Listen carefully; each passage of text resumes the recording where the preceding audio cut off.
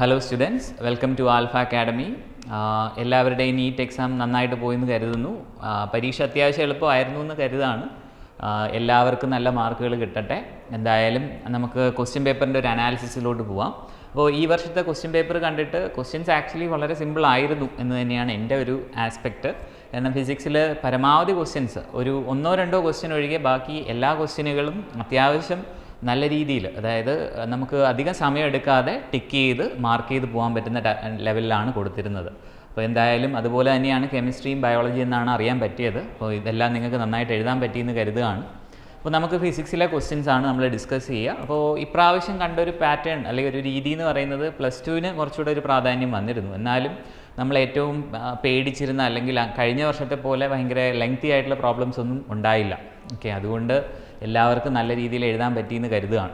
Okay, അപ്പോൾ ഒന്നാമത്തെ ചോദ്യം നമ്മുടെ വെർനിയർ കാലിപ്പറുമായിട്ട് ബന്ധപ്പെട്ടാണ്. In a vernier caliper n+1 divisions of a vernier scale coincide with n divisions of main scale. അപ്പോൾ നമ്മൾ വെർനിയർ പഠിക്കുമ്പോൾ എപ്പോഴും പറയുന്നൊരു കാര്യമാണ്, ഏറ്റവും പ്രധാനപ്പെട്ട ഒരു സ്റ്റേറ്റ്മെൻ്റ് ആണത്, അല്ലേ? അതായത് n+1 divisions of vernier scale n divisions of main സ്കെയിലുമായിട്ട് കോയിൻസൈഡ് ചെയ്തിട്ടുണ്ടെന്ന് അവർ തന്നിട്ടുണ്ട്. If one main scale division represents 0.1 millimeter, then the vernier constant ഉദ്ദേശിക്കുന്നത് എന്താണ്? ലീസ്റ്റ് കൗണ്ട് ആണ്. ഓക്കെ, അപ്പോൾ നമുക്ക് ലീസ്റ്റ് കൗണ്ട് എങ്ങനെ കണ്ടുപിടിക്കാം എന്നാണ് അവർ ചോദിക്കുന്നത്. അപ്പോൾ നമ്മൾ നോക്കിയാൽ നമുക്ക് പറയാവുന്നൊരു കാര്യം, ഇപ്പോൾ ലീസ്റ്റ് കൗണ്ടിനെ നമുക്ക് 1 main scale division 1 MSD - 1 VSD എന്ന് പറയും, അല്ലേ? ലീസ്റ്റ് കൗണ്ടിനെ നമുക്ക് 1 MSD - 1 VSD എന്ന് പറയാം. അതുപോലെ തന്നെ നമുക്ക് തന്നിരിക്കുന്ന കണ്ടീഷൻ അനുസരിച്ച് n+1 VSD = n MSD എന്ന് പറയും. അപ്പോൾ അങ്ങനെയാണെങ്കിൽ 1 VSD = എന്ത് പറയാം? n/n+1 MSD എന്ന് പറയും. ഓക്കെ, അപ്പോൾ ഇതിൽ നിന്ന് നമ്മൾ തിരിച്ച് സബ്സ്റ്റിറ്റ്യൂട്ട് ചെയ്യുകയാണെങ്കിൽ ലീസ്റ്റ് കൗണ്ടിൻ്റെ ഇക്വേഷനിലോട്ട് കൊടുക്കുകയാണെങ്കിൽ നമുക്ക് പറയാം 1 - n/n+1 MSD എന്ന് പറയും, അല്ലേ? അപ്പോൾ അതിനെ സോൾവ് ചെയ്യുമ്പോൾ എന്താ കിട്ടുക? നമുക്ക് n+1 - n /n+1 എന്ന് എഴുതാം. അത്രയും MSD വാല്യൂസ് ആണ്. ഓക്കെ, അപ്പോൾ n ക്യാൻസലായി പോയിട്ട് ബാക്കി നമുക്ക് കിട്ടുക ലീസ്റ്റ് കൗണ്ട് = 1/n+1 MSD. 1 MSDയുടെ വാല്യൂ ഒരു തന്നിട്ടുണ്ട്, 0.1 മില്ലിമീറ്ററിലാണ് കൊടുത്തിരിക്കുന്നത്. പക്ഷെ നമുക്ക് വേണ്ടത് സെൻറ്റിമീറ്ററിലാണ്. അപ്പോൾ നമ്മളൊരു 10 കൊണ്ട് കൂടെ അതിനെ ഡിവൈഡ് ചെയ്യുക. അപ്പോൾ 0.1 എന്ന് എഴുതാം. അല്ലെങ്കിൽ നമുക്കിതിനെ 1/100 ടൈംസ് n+1 എന്ന് എഴുതാം. ഓക്കെ, ഇതാണ് നമ്മുടെ ആൻസർ. അപ്പോൾ അത്യാവശ്യം നല്ലൊരു ക്വസ്റ്റ്യൻ ആണ്. അപ്പോൾ നമ്മൾ ഇതേപോലത്തെ ക്വസ്റ്റ്യനുകൾ ചെയ്തിട്ടുമുണ്ട് ക്ലാസ്സിൽ. സോ നമ്മുടെ ആൻസർ 1/100 ടൈംസ് n+1 എന്ന് കിട്ടും. ഓക്കെ, അപ്പോൾ നെക്സ്റ്റ് ക്വസ്റ്റ്യനിലോട്ട് പോയാലോ? രണ്ടാമത്തെ ക്വസ്റ്റ്യനിലോട്ട് വരാം. രണ്ടാമത്തെ ക്വസ്റ്റ്യനിൽ പറയുന്നത്, if a monochromatic source in Young's double slit experiment is replaced by white light, അല്ലേ? സാധാരണ ഓർഡിനറി ലൈറ്റ് നമ്മൾ ഉപയോഗിക്കുകയാണ് മോണോക്രോമാറ്റിക്കിന് പകരം എങ്കിൽ എന്താണ് സംഭവിക്കുക എന്നാണ്. ഇത് നമ്മൾ സാധാരണ ക്ലാസ് റൂമുകളിൽ പറയുന്ന, ഡിസ്കഷൻ ചെയ്യുമ്പോൾ പറയുന്നൊരു പോയിന്റ് തന്നെയാണ്. അപ്പോൾ അതിനകത്ത് നമുക്ക് പറയാൻ പറ്റുന്നൊരു കാര്യം എന്താ? നമ്മളിപ്പോൾ മോണോക്രോമാറ്റിക് ലൈറ്റ് സോഴ്സ് മാറ്റിയിട്ട് നമ്മളൊരു വൈറ്റ് ലൈറ്റ് ഉപയോഗിക്കുകയാണെങ്കിൽ നമുക്ക് പറയാം സെൻറ്ററിൽ, അല്ലേ, നമ്മുടെ സ്ക്രീനിൽ സെൻറ്ററിൽ നമുക്കൊരു ബ്രൈറ്റ് ആയിട്ടുള്ളൊരു ഫ്രിഞ്ച് കിട്ടും. ഓക്കെ, സെൻറ്ററിൽ നമുക്കൊരു ബ്രൈറ്റ് ഫ്രിഞ്ച് കിട്ടും. കൂടാതെ കുറച്ച് കളേർഡ് ആയിട്ടുള്ള ഫ്രിഞ്ചുകൾ നമുക്ക് അപ്പ് ആൻഡ് ഡൗൺ ആയിട്ട് കിട്ടും. ഓക്കെ, ബാക്കിയൊക്കെ കുറച്ച് കളേർഡ് ആയിട്ടുള്ള ഫ്രിഞ്ചുകളായിരിക്കും. അപ്പോൾ നമുക്ക് ഏത് ഓപ്ഷൻ ആയിരിക്കും പറയാൻ പറ്റുക? ഒന്ന് നോക്കിയാലോ? അതായത് ഇൻ്റർഫറൻസ് പാറ്റേൺ വിൽ ഡിസപ്പിയർ ആയിരിക്കില്ല. Then there will be a central dark fringe surrounded by few colored fringe ആയിരിക്കില്ല. സെൻറ്ററിൽ ബ്രൈറ്റ് ആണെന്ന് നമ്മൾ പറഞ്ഞു. സോ തേർഡ് ഓപ്ഷൻ കറക്റ്റ് ആയിട്ട് വരുന്നുണ്ട്, അല്ലേ? there will be a central bright white fringe surrounded by a few colored fringes. Okay, അപ്പോൾ ഇതാണ് നമുക്ക് തേർഡ് ഓപ്ഷൻ ആയിരിക്കും നമ്മുടെ കറക്റ്റ് ആയിട്ടുള്ള ഉത്തരം.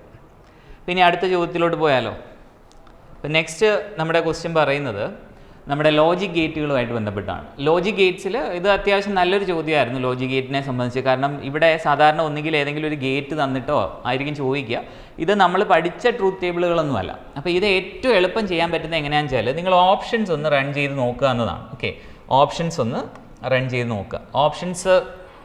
ഓപ്ഷൻസ് വർക്കൗട്ട് ചെയ്ത് കഴിഞ്ഞാൽ നമുക്ക് എന്ത് ചെയ്യാൻ പറ്റും? ഇതിൻ്റെ ആൻസർ വളരെ പെട്ടെന്ന് കിട്ടും. അപ്പോൾ നമ്മൾ ഏറ്റവും എളുപ്പമുള്ള ഓപ്ഷൻസിലോട്ട് പോവാണ് കേട്ടോ ആദ്യം. അപ്പോൾ നമുക്ക് എ തന്നിട്ടുണ്ട്, ബി തന്നിട്ടുണ്ട്, വൈ തന്നിട്ടുണ്ട്. ഒരു ഓപ്ഷൻ എന്ന് പറയുന്നത് ബി ബാർ ആണ് അല്ലേ. അപ്പോൾ ബി ബാർ വൈ ആണോ എന്നൊന്ന് നോക്കാം. ഓക്കെ, അപ്പോൾ വൈ നമ്മൾ നോക്കിക്കഴിഞ്ഞാൽ 1 0 1 0 എന്നാണ് കിടക്കണം. അപ്പോൾ ബി നിങ്ങൾ ശ്രദ്ധിച്ചു കഴിഞ്ഞാലോ, ബി എങ്ങനെയാണ് തന്നിരിക്കുന്നത്? നമുക്ക് ബി തന്നിരിക്കുന്നത് എങ്ങനെയാണ്? 0 1 0 1 ആണ്. അപ്പോൾ നിങ്ങൾ നോക്കിക്കഴിഞ്ഞാൽ എന്ത് കാണാൻ പറ്റുന്നുണ്ട്? 0 1 ആയിട്ടുണ്ട്, 1 0 ആയിട്ടുണ്ട്, 0 വീണ്ടും 1 ആയി, 1 0 ആയി. അപ്പോൾ അതിൻ്റെ അർത്ഥം വൈ എന്ന് പറയുന്നത് എന്ത് തന്നെയാണ്? ബി ബാർ തന്നെയാണ്. അപ്പോൾ നമുക്ക് ആൻസർ തേർഡ് ഓപ്ഷൻ ആണ് കിട്ടുക. ഓക്കെ, ആൻസർ എന്ന് പറയുന്നത് നമ്മുടെ തേർഡ് ഓപ്ഷൻ ആണ് നമുക്ക് കറക്റ്റ് ആൻസർ ആയിട്ട് കിട്ടുക. വേണമെങ്കിൽ ബാക്കിയും കൂടെ ചെയ്ത് നോക്കാം, പക്ഷേ നമുക്ക് പരീക്ഷയ്ക്ക് അത് ചെയ്ത് സമയം കളയണമെന്നില്ല. ഇപ്പോൾ നിങ്ങൾ എ ബാർ എടുക്കുകയാണെന്ന് വിചാരിക്കുക. എ ബാർ എന്ന് പറയുമ്പോൾ എന്ത് വരും? എയുടെ ബാർ വാല്യൂ എടുത്തു കഴിഞ്ഞാൽ എന്താ കിട്ടുക? 1 1 0 0 അല്ലേ. ഇനി അടുത്ത് എ ഡോട്ട് ബി എടുക്കുകയാണ്. എ ഡോട്ട് ബി നമുക്ക് എന്താ കിട്ടുക? എ ഡോട്ട് ബി നമുക്ക് എന്തായാലും 0 0 0 1 അല്ലേ. അപ്പോൾ A bar plus A dot B ചോദിച്ചിട്ടുണ്ട്. അപ്പോൾ നമുക്ക് ആൻസർ കിട്ടേണ്ടത് 1 1 0 1 ആണ്. പക്ഷെ നമ്മുടെ ആൻസർ അതല്ല. ഓക്കെ, അപ്പോൾ എന്തായാലും നമുക്ക് ബി തന്നെയാണ്, അതായത് തേർഡ് ഓപ്ഷൻ തന്നെയാണ്, ബി ബാർ തന്നെയായിരിക്കും നമ്മുടെ ഉത്തരവെന്ന് പറയാം. ഓക്കെ, അപ്പോൾ ഇത് അത്യാവശ്യം നല്ലൊരു ചോദ്യമാണ്. പക്ഷേ നമ്മുടെ ആ ഓപ്ഷനുകൾ ഗോ ത്രൂ ചെയ്ത് കഴിഞ്ഞാൽ നമുക്ക് എന്ത് ചെയ്യാൻ പറ്റും? ഈ ആൻസറും പെട്ടെന്ന് തന്നെ കണ്ടുപിടിക്കാം. പിന്നെ നെക്സ്റ്റ് ക്വസ്റ്റ്യനിലോട്ട് വന്നു കഴിഞ്ഞാൽ അടുത്ത് പറയുന്നത് എന്താണ്? Terminal voltage of a battery whose EMF is 10 volt and internal resistance 1 ohm when connected through an external resistance of 4 ohm as shown in the figure. അപ്പോൾ നമുക്ക് കണ്ടുപിടിക്കേണ്ടത് എന്താ? ടെർമിനൽ വോൾട്ടേജ് ഓഫ് ദ ബാറ്ററിയാണ്.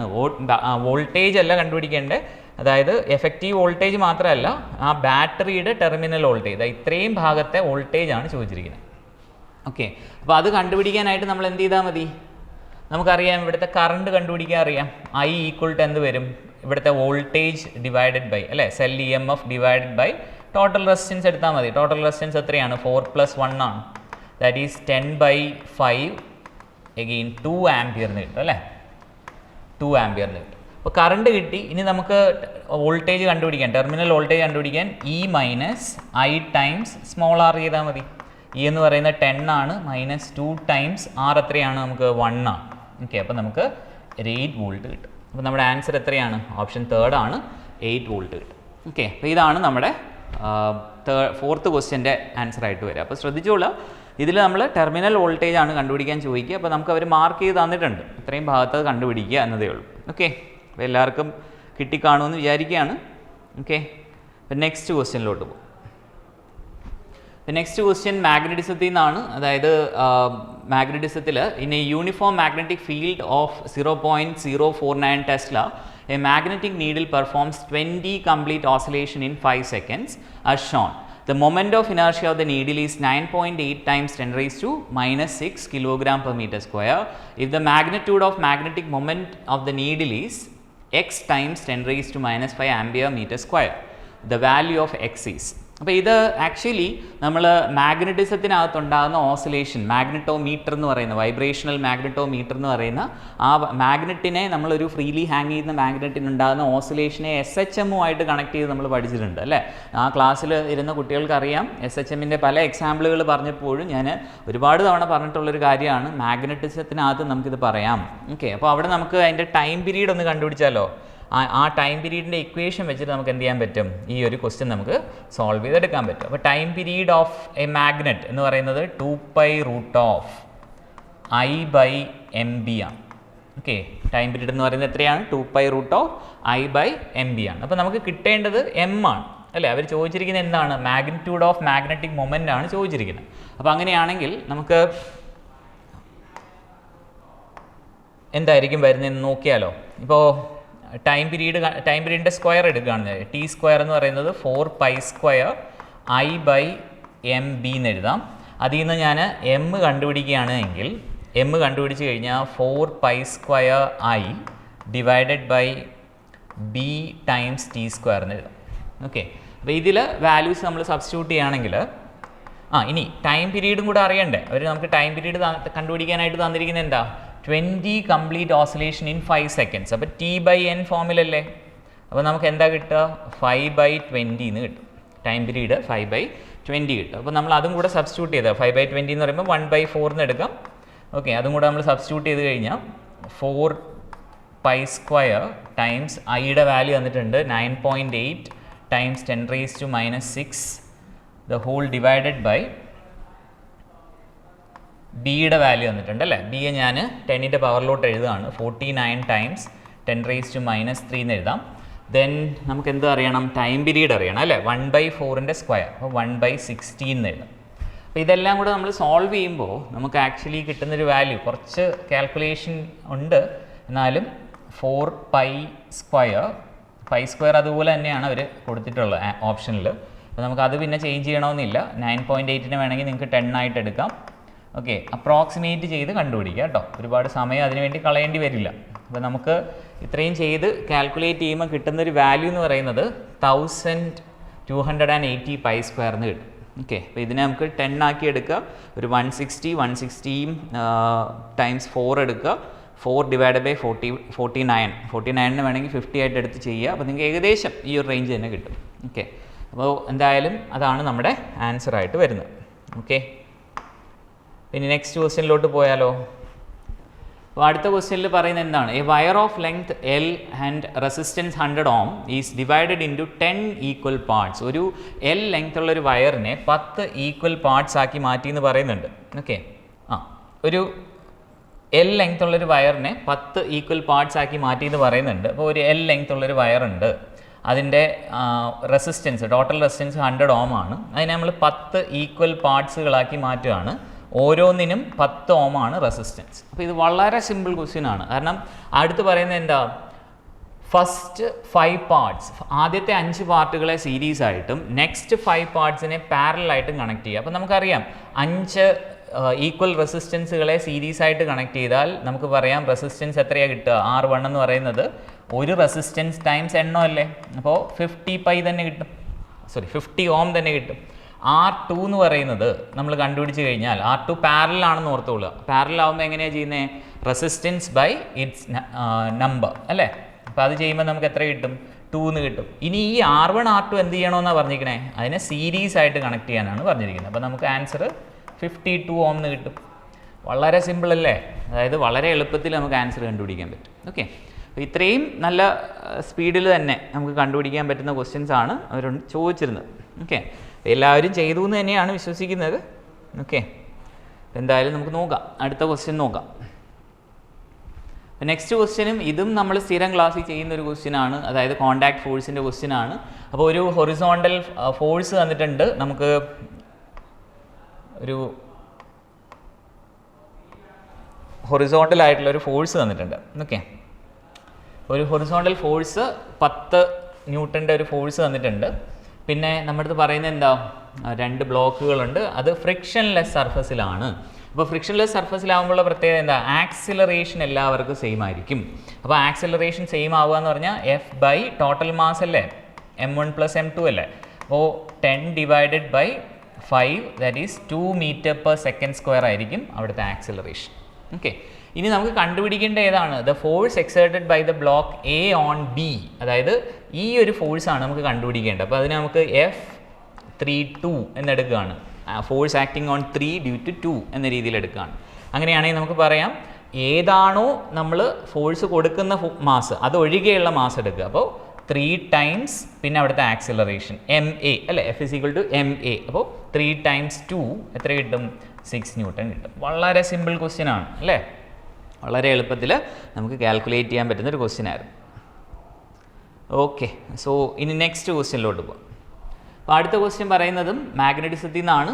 Tightly wounded 100 turn coil of radius 10 cm carries A current of 7 ampere. The magnitude of magnetic field at the centre of the coil is. ഈ കോയിലിൻ്റെ സെൻറ്ററിലെ magnetic field. വളരെ simple question ആണ്, basic ആയിട്ടുള്ള question ആണ്. അപ്പോൾ ക്വസ്റ്റ്യനിൽ പറയുന്നത് എന്താ?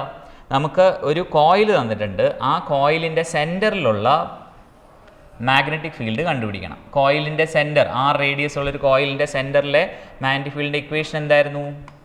നമ്മൾ പഠിച്ചിട്ടുണ്ട്. B = μ0 ni/2a അല്ലേ. μ0 ni/2a ആണ്. അപ്പോൾ അത് നമുക്ക് മ്യൂവിൻ്റെ വാല്യൂ തന്നിട്ടുണ്ട് 4π × 10⁻⁻7 ആണ്. ദെൻ എന്നിൻ്റെ വാല്യൂ എന്ന് പറയുന്നത് 100 ആണ്. I എന്ന് പറയുന്നത് 7 ആംപിയർ ആണ്. ഡിവൈഡഡ് ബൈ 2 ടൈംസ് A തന്നിരിക്കുന്നത് 10 cm ആണ്. ഓക്കെ, അപ്പോൾ നമ്മളെല്ലാം SI യൂണിറ്റിലോട്ട് മാറ്റി നമ്മൾ സബ്സ്റ്റിറ്റ്യൂട്ട് ചെയ്തു. അപ്പോൾ സബ്സ്റ്റിറ്റ്യൂട്ട് ചെയ്ത് കഴിയുമ്പോൾ ഇതും വളരെ എളുപ്പത്തിൽ കാൽക്കുലേറ്റ് ചെയ്യാം. അപ്പോൾ 2π എന്ന് പറയുന്നത് ഏകദേശം 6.28 ആണ്. പിന്നെ ഒരു 100 ഇവിടെ ഒരു 10ഉം 10⁻² പോയിട്ട് -1 വരും. പിന്നെ നമുക്ക് അതിനെ മുകളിലോട്ട് കൊണ്ടുവന്ന് കഴിഞ്ഞാൽ 1 ആയി. ഒരു 10⁻⁻4 ഉണ്ട്, പിന്നെ ഒരു 7 ഉണ്ട്. ഓക്കെ, അപ്പോൾ 7 × 6 എന്ന് പറയുമ്പോൾ ഏകദേശം 48 ആണ്. ഓക്കെ, 42 ആണ്. അപ്പോൾ 42-നേക്കാളും കുറച്ചുകൂടെ കൂടും, ഒരു 4.43 സംതിങ് വരാൻ സാധ്യതയുണ്ട്. അപ്പോൾ നമുക്കൊരു ഏകദേശം 4.4 മില്ലി ടെസ്ലാന്ന് കിട്ടും. ഓക്കെ, നമുക്ക് 10⁻⁻4 കിടക്കണേ.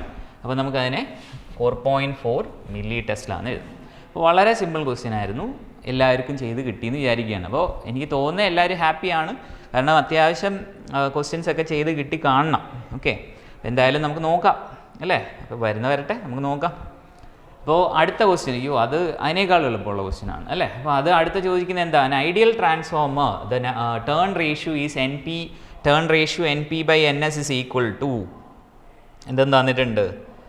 ഓക്കെ, ഈ ക്വസ്റ്റ്യൻ NP/NS എന്ന് പറയുന്നത് നമുക്ക് 1/2 1:2 എന്ന് തന്നിട്ടുണ്ട്. അങ്ങനെയാണെങ്കിൽ വോൾട്ടേജിൻ്റെ റേഷ്യോ, അപ്പോൾ നമുക്കറിയാം വോൾട്ടേജും നമ്പർ ഓഫ് ടേൺസും ഡയറക്ട്ലി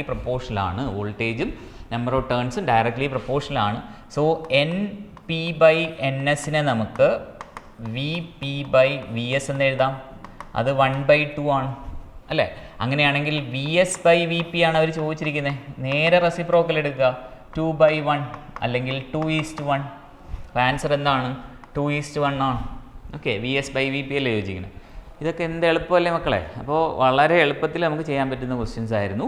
അപ്പോൾ ഇതെല്ലാവരും ചെയ്തു എന്ന് വിശ്വസിക്കുകയാണ്. നെക്സ്റ്റ് ക്വസ്റ്റ്യനിലോട്ട് പോകാം.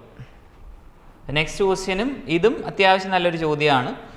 എന്നാൽ വലിയ കോംപ്ലിക്കേഷനൊന്നും ഇല്ലാതെ ചെയ്യാൻ പറ്റുന്ന, ബേസിക് ഇക്വേഷൻസ് അറിയാമെങ്കിൽ ചെയ്യാൻ പറ്റുന്നൊരു ക്വസ്റ്റ്യനാണ്. അപ്പോൾ ഡി ബ്രോയി വേവ് ലെങ്ത് എന്ന് പറയുന്നത് നമുക്ക് h/p ആണ് അല്ലേ. അപ്പോൾ അതിനെ നമുക്ക് h/√2mke എന്നെടുക്കാമല്ലോ. അപ്പോൾ അങ്ങനെയാണെങ്കിൽ λ² എന്ത് വരണം? നമുക്ക് എന്തായാലും ബാക്കി എല്ലാം കോൺസ്റ്റൻറ്റുകളാണ്. അപ്പോൾ നമുക്കിവിടെ പ്രൊപ്പോർഷണാലിറ്റി വെച്ച് വർക്ക് ചെയ്താൽ 1/കൈനറ്റിക് എനർജി എന്ന് പറഞ്ഞൂടെ, 1/കൈനറ്റിക് എനർജി ആയിരിക്കും λ². അങ്ങനെയാണെങ്കിൽ 1/λ² എന്ന് പറയുന്നത് പ്രപ്പോർഷണൽ ടു കൈനറ്റിക് എനർജി ആവണ്ടേ. അപ്പോൾ സ്വാഭാവികമായിട്ടും സ്ട്രെയിറ്റ് ലൈൻ ഗ്രാഫാണ്. ഇവിടെ കൈനറ്റിക് എനർജി അവർ E എന്നാണ് തന്നിരിക്കുന്നത്, സ്ട്രെയിറ്റ് ലൈൻ ആയിരിക്കും. ഇതും എളുപ്പമല്ലേ. അപ്പോൾ എളുപ്പമുള്ളൊരു ക്വസ്റ്റ്യൻ ആയിരുന്നു. ഓക്കെ, ഇനി അടുത്ത ക്വസ്റ്റ്യനിലോട്ട് പോവാം. ഓക്കെ, ഇനി അടുത്തൊരു സ്റ്റേറ്റ്മെൻറ്റ് ക്വസ്റ്റ്യൻ ആണ്. Given below are two statements. Atoms are electrically neutral as they contain equal number of positive and negative charges. Statement 2, atoms of each element are stable and emit their characteristic spectrum. ഇതിനകത്ത് actually ഒരു ചെറിയൊരു പ്രശ്നം വരാൻ സാധ്യതയുള്ളൊരു question ആണ്. കാരണം atoms are electrically neutral and they contains equal number of positive and negative charges. അത് ശരിയാണ്.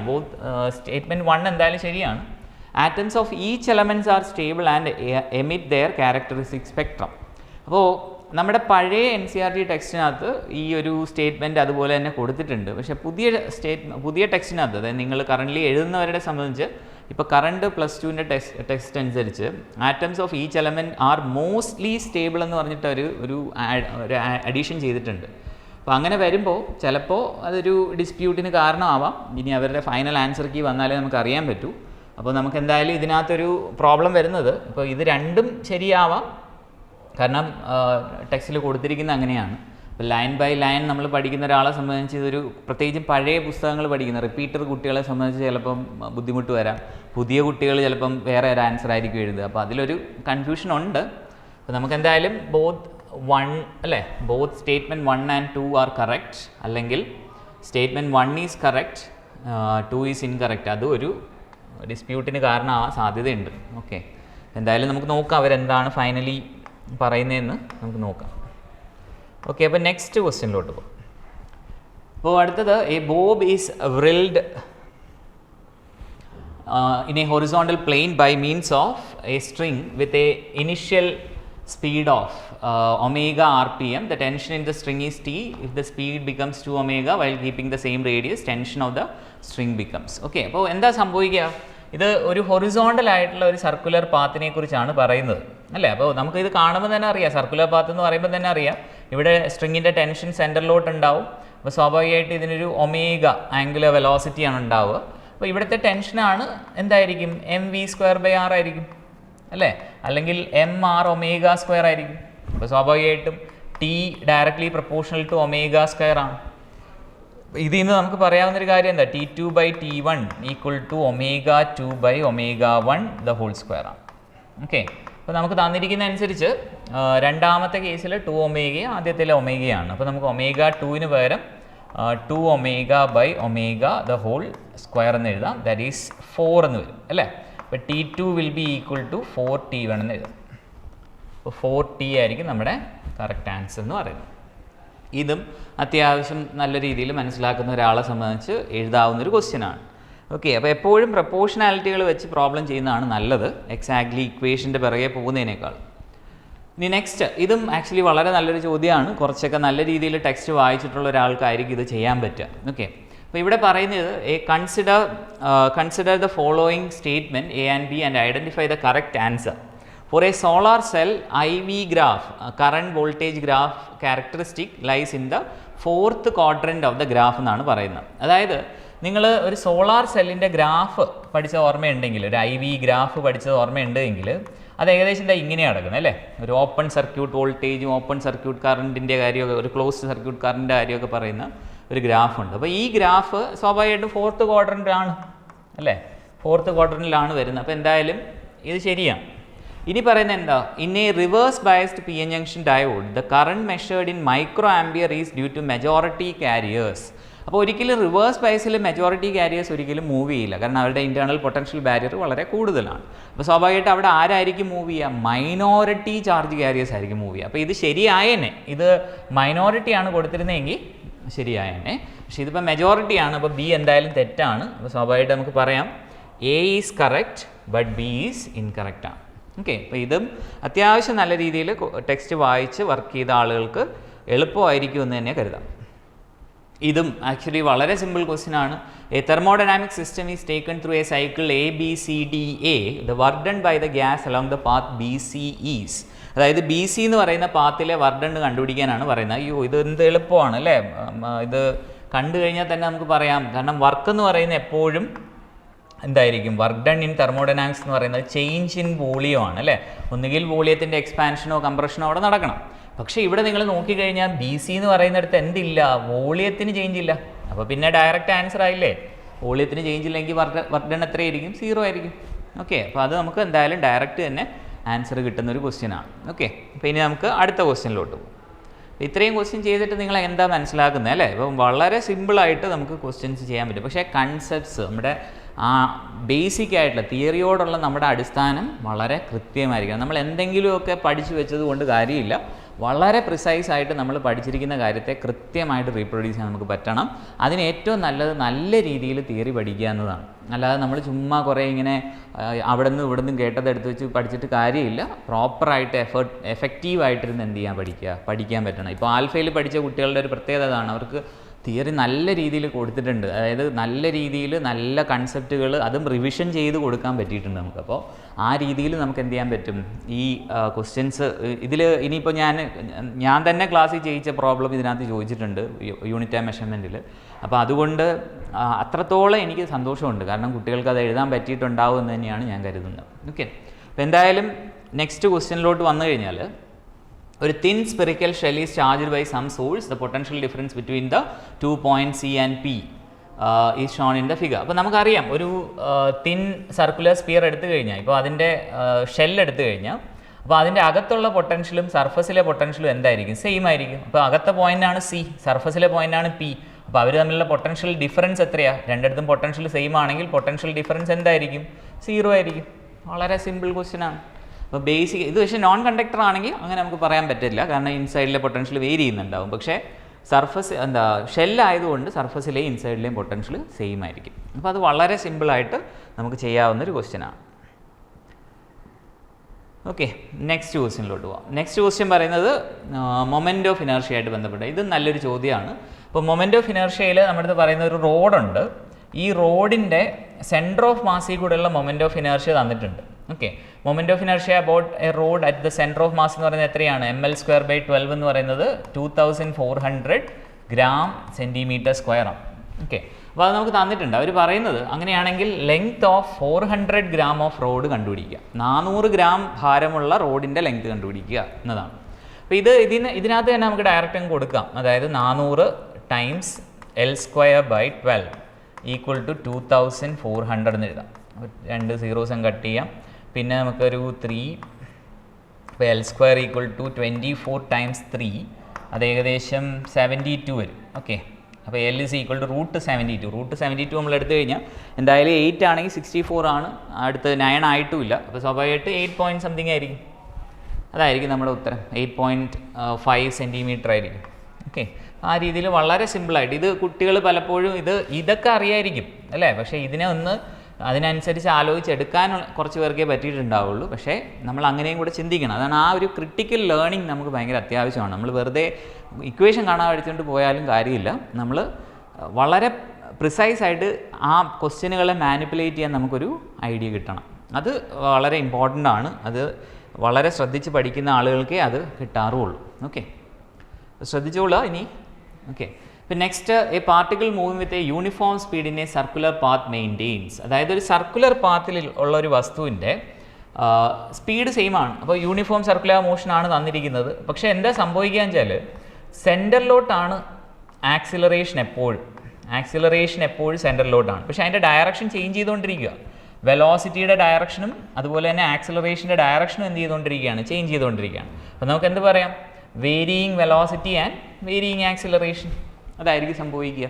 ഇതാണൊരു uniform. ഇനി നോൺ യൂണിഫോം ആണെങ്കിൽ ഇവിടെ 2 ആക്സിലറേഷൻ ഉണ്ടാവും. ഒരു ടാൻജൻഷ്യൽ ആക്സിലറേഷൻ ഉണ്ടാവും, ഒരു റേഡിയൽ ആക്സിലറേഷൻ ഉണ്ടാവും. അതേ ഉള്ളൂ എൻ്റെ വ്യത്യാസം വരിക. ഓക്കെ. പിന്നെ നമുക്ക് അടുത്ത ക്വസ്റ്റ്യനിലോട്ട് പോകാം. നെക്സ്റ്റ് ക്വസ്റ്റ്യനിലോട്ട് വന്നാൽ, if c is the velocity of light in free space, the correct statement about photon among the following are. അതായത് ഫോട്ടോണിനെ കുറിച്ചുള്ള കറക്റ്റ് സ്റ്റേറ്റ്മെൻറ്റുകൾ ഏതൊക്കെയെന്നാണ് ചോദിക്കുന്നത്. അപ്പോൾ നമുക്ക് നോക്കാം. Energy of A photon E = hν ആണോ? ആണ്. Okay. Velocity of photon c ആണ്. The momentum of photon is P = E/c ആണ്. കറക്റ്റ് ആണ്. ഇനി then in photon momentum of photon = hν/c ആണ്. ഓക്കെ. ഇനി അടുത്ത് നമുക്ക് പറഞ്ഞിരിക്കുന്നത് എന്താ? അത് ആക്ച്വലി തെറ്റുണ്ട് അല്ലേ? ഇവിടെ ഒരു പ്രശ്നമുണ്ട്. Okay. Next, in a photon electron collision both total energy and total momentum are conserved. Photon possesses positive charge. അപ്പോൾ ഈ എന്തായാലും ഇല്ല. ഓക്കെ. അപ്പോൾ നമുക്ക് പറയാവുന്നൊരു കാര്യം എന്താ? എനർജി ഓഫ് ഫോട്ടോൺ ഉണ്ട്, വെലോസിറ്റി ഉണ്ട്, മൊമെൻറ്റം ശരിയാണ് അല്ലേ? E/c ശരിയാണ്. PC തന്നെയാണല്ലോ ഈ. ഓക്കെ. അപ്പോൾ എന്തായാലും E/c വരുന്നുണ്ട്. അപ്പോൾ നമുക്ക് പറയാവുന്നൊരു കാര്യം, നമുക്ക് തന്നിരിക്കുന്ന സ്റ്റേറ്റ്മെൻറ്റുകളിൽ A ശരിയാണ്, B ശരിയാണ്, C ശരിയാണ്. പക്ഷേ D ശരിയാണ്. ഫോട്ടോണിന് ചാർജ് ഒന്നുമില്ല, ഇത് തെറ്റാണ്. ഓക്കെ. അപ്പോൾ എന്തായാലും ABCD വരുന്നുണ്ട്. ABCD. ഓക്കെ. അപ്പോൾ നെക്സ്റ്റ് ക്വസ്റ്റ്യൻ നമുക്ക് എന്താ പറഞ്ഞു തരുന്നതെന്ന് നോക്കിയാലോ. നെക്സ്റ്റ് ക്വസ്റ്റ്യനിൽ പറയുന്നത്, at any instant of time t the displacement of a particle is given by 2t-1 in SI unit under the influence of a force of 5 Newton, the value of instantaneous power. അപ്പോൾ instantaneous power ആണ് കണ്ടുപിടിക്കുന്നത് അല്ലേ? പവറിൻ്റെ equation നമുക്കറിയാം. Power എന്ന് പറയുന്നത് F.S ആണ്.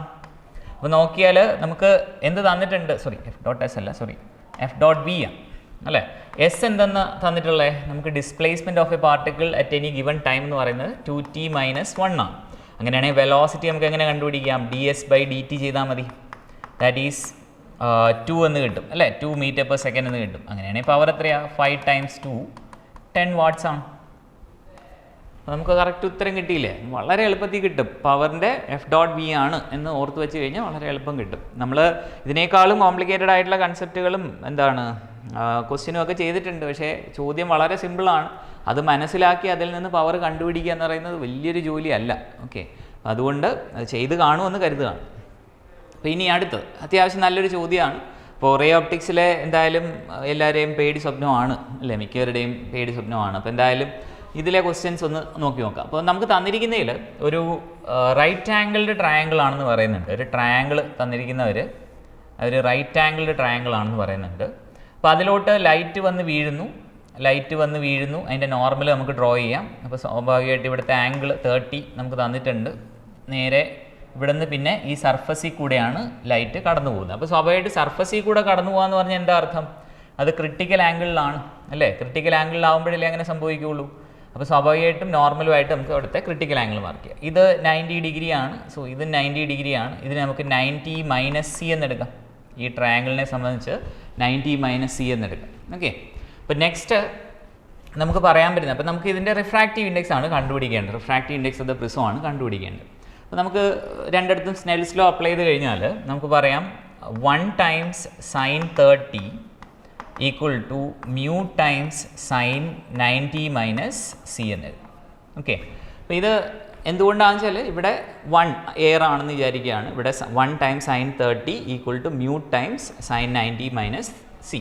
അപ്പോൾ sine 30 1/2 ആണ്. That is equal to mu times sine 90 minus C എന്ന് പറഞ്ഞാൽ കോസ് സി എന്ന് എഴുതി കൂടെ. അപ്പോൾ cos C equal to 1/2 mu എന്ന് എഴുതാം. ഓക്കെ. അപ്പോൾ അതായി. ഇനി ഇപ്പുറത്തെ സൈഡ് നോക്കിക്കഴിഞ്ഞാൽ വീണ്ടും നമുക്ക് അതേ ഐഡിയ തന്നെ പറഞ്ഞാൽ നമുക്ക് പറയാം 1 ടൈംസ് സൈൻ, ഇവിടുത്തെ കേസിൽ 90 ആണ്, കാരണം വന്ന് സർഫസിൽ കൂടെയാണ് പോകുന്നത്, equal to mu times sine C എന്ന് എഴുതാം. That is sine C equal to 1/μ എന്ന് എഴുതാം. അപ്പോൾ നമുക്ക് സൈനും കിട്ടി കോസും കിട്ടി. അങ്ങനെയാണെങ്കിൽ രണ്ടിനെയും കൂടെ സ്ക്വയർ ചെയ്ത് ആഡ് ചെയ്താലോ, sine square C plus cos square C എന്ത് കിട്ടും? 1/μ സ്ക്വയർ പ്ലസ് 1/2 മ്യൂ സ്ക്വയർ, അപ്പോൾ 4 മ്യൂ സ്ക്വയർ. ദാറ്റ് ഈസ് ഒരു 1 ഈക്വൽ ടു 1 ആണ് അല്ലേ, ഈക്വൽ ടു 1 ആണല്ലോ. Sine square theta plus cos square theta 1 ആണ്.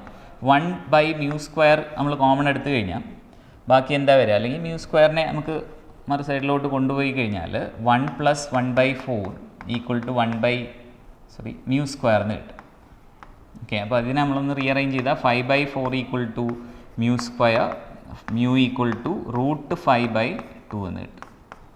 √5/2 എന്ന് കിട്ടും. ഓക്കെ. അപ്പോൾ നമ്മുടെ ആൻസർ ഏതാണ്? √5/2 ആണ് വരിക. അപ്പോൾ ഇതും അത്യാവശ്യം നല്ലൊരു ചോദ്യമാണ്. പക്ഷേ നമ്മളിതുപോലത്തെ ക്വസ്റ്റ്യൻസ് ക്ലാസ്സിൽ തന്നെ ചെയ്തിട്ടുണ്ട്. ഓക്കെ. അപ്പോൾ അടുത്ത ക്വസ്റ്റ്യൻ നമ്മൾ നോക്കിക്കഴിഞ്ഞാൽ അതും വളരെ സിമ്പിൾ ആയിട്ടുള്ളൊരു ക്വസ്റ്റ്യൻ ആണ്. In the following circuit the equivalent capacitance. കാരണം ഇതൊരു വീസ്റ്റൻസ് ബ്രിഡ്ജ് അറേഞ്ച്മെൻ്റ് ആണ്. കാണുമ്പോൾ തന്നെ നമുക്ക് പറയാം അല്ലേ, വീസ്റ്റൻസ് ബ്രിഡ്ജ് അറേഞ്ച്മെൻ്റ് ആണ്. അതിൻ്റെ അർത്ഥം ഈ ഒരു കപ്പാസിറ്ററിനെ നമ്മൾ എന്ത് ചെയ്യണമെന്നില്ല, കൺസിഡർ ചെയ്യണമെന്നില്ല.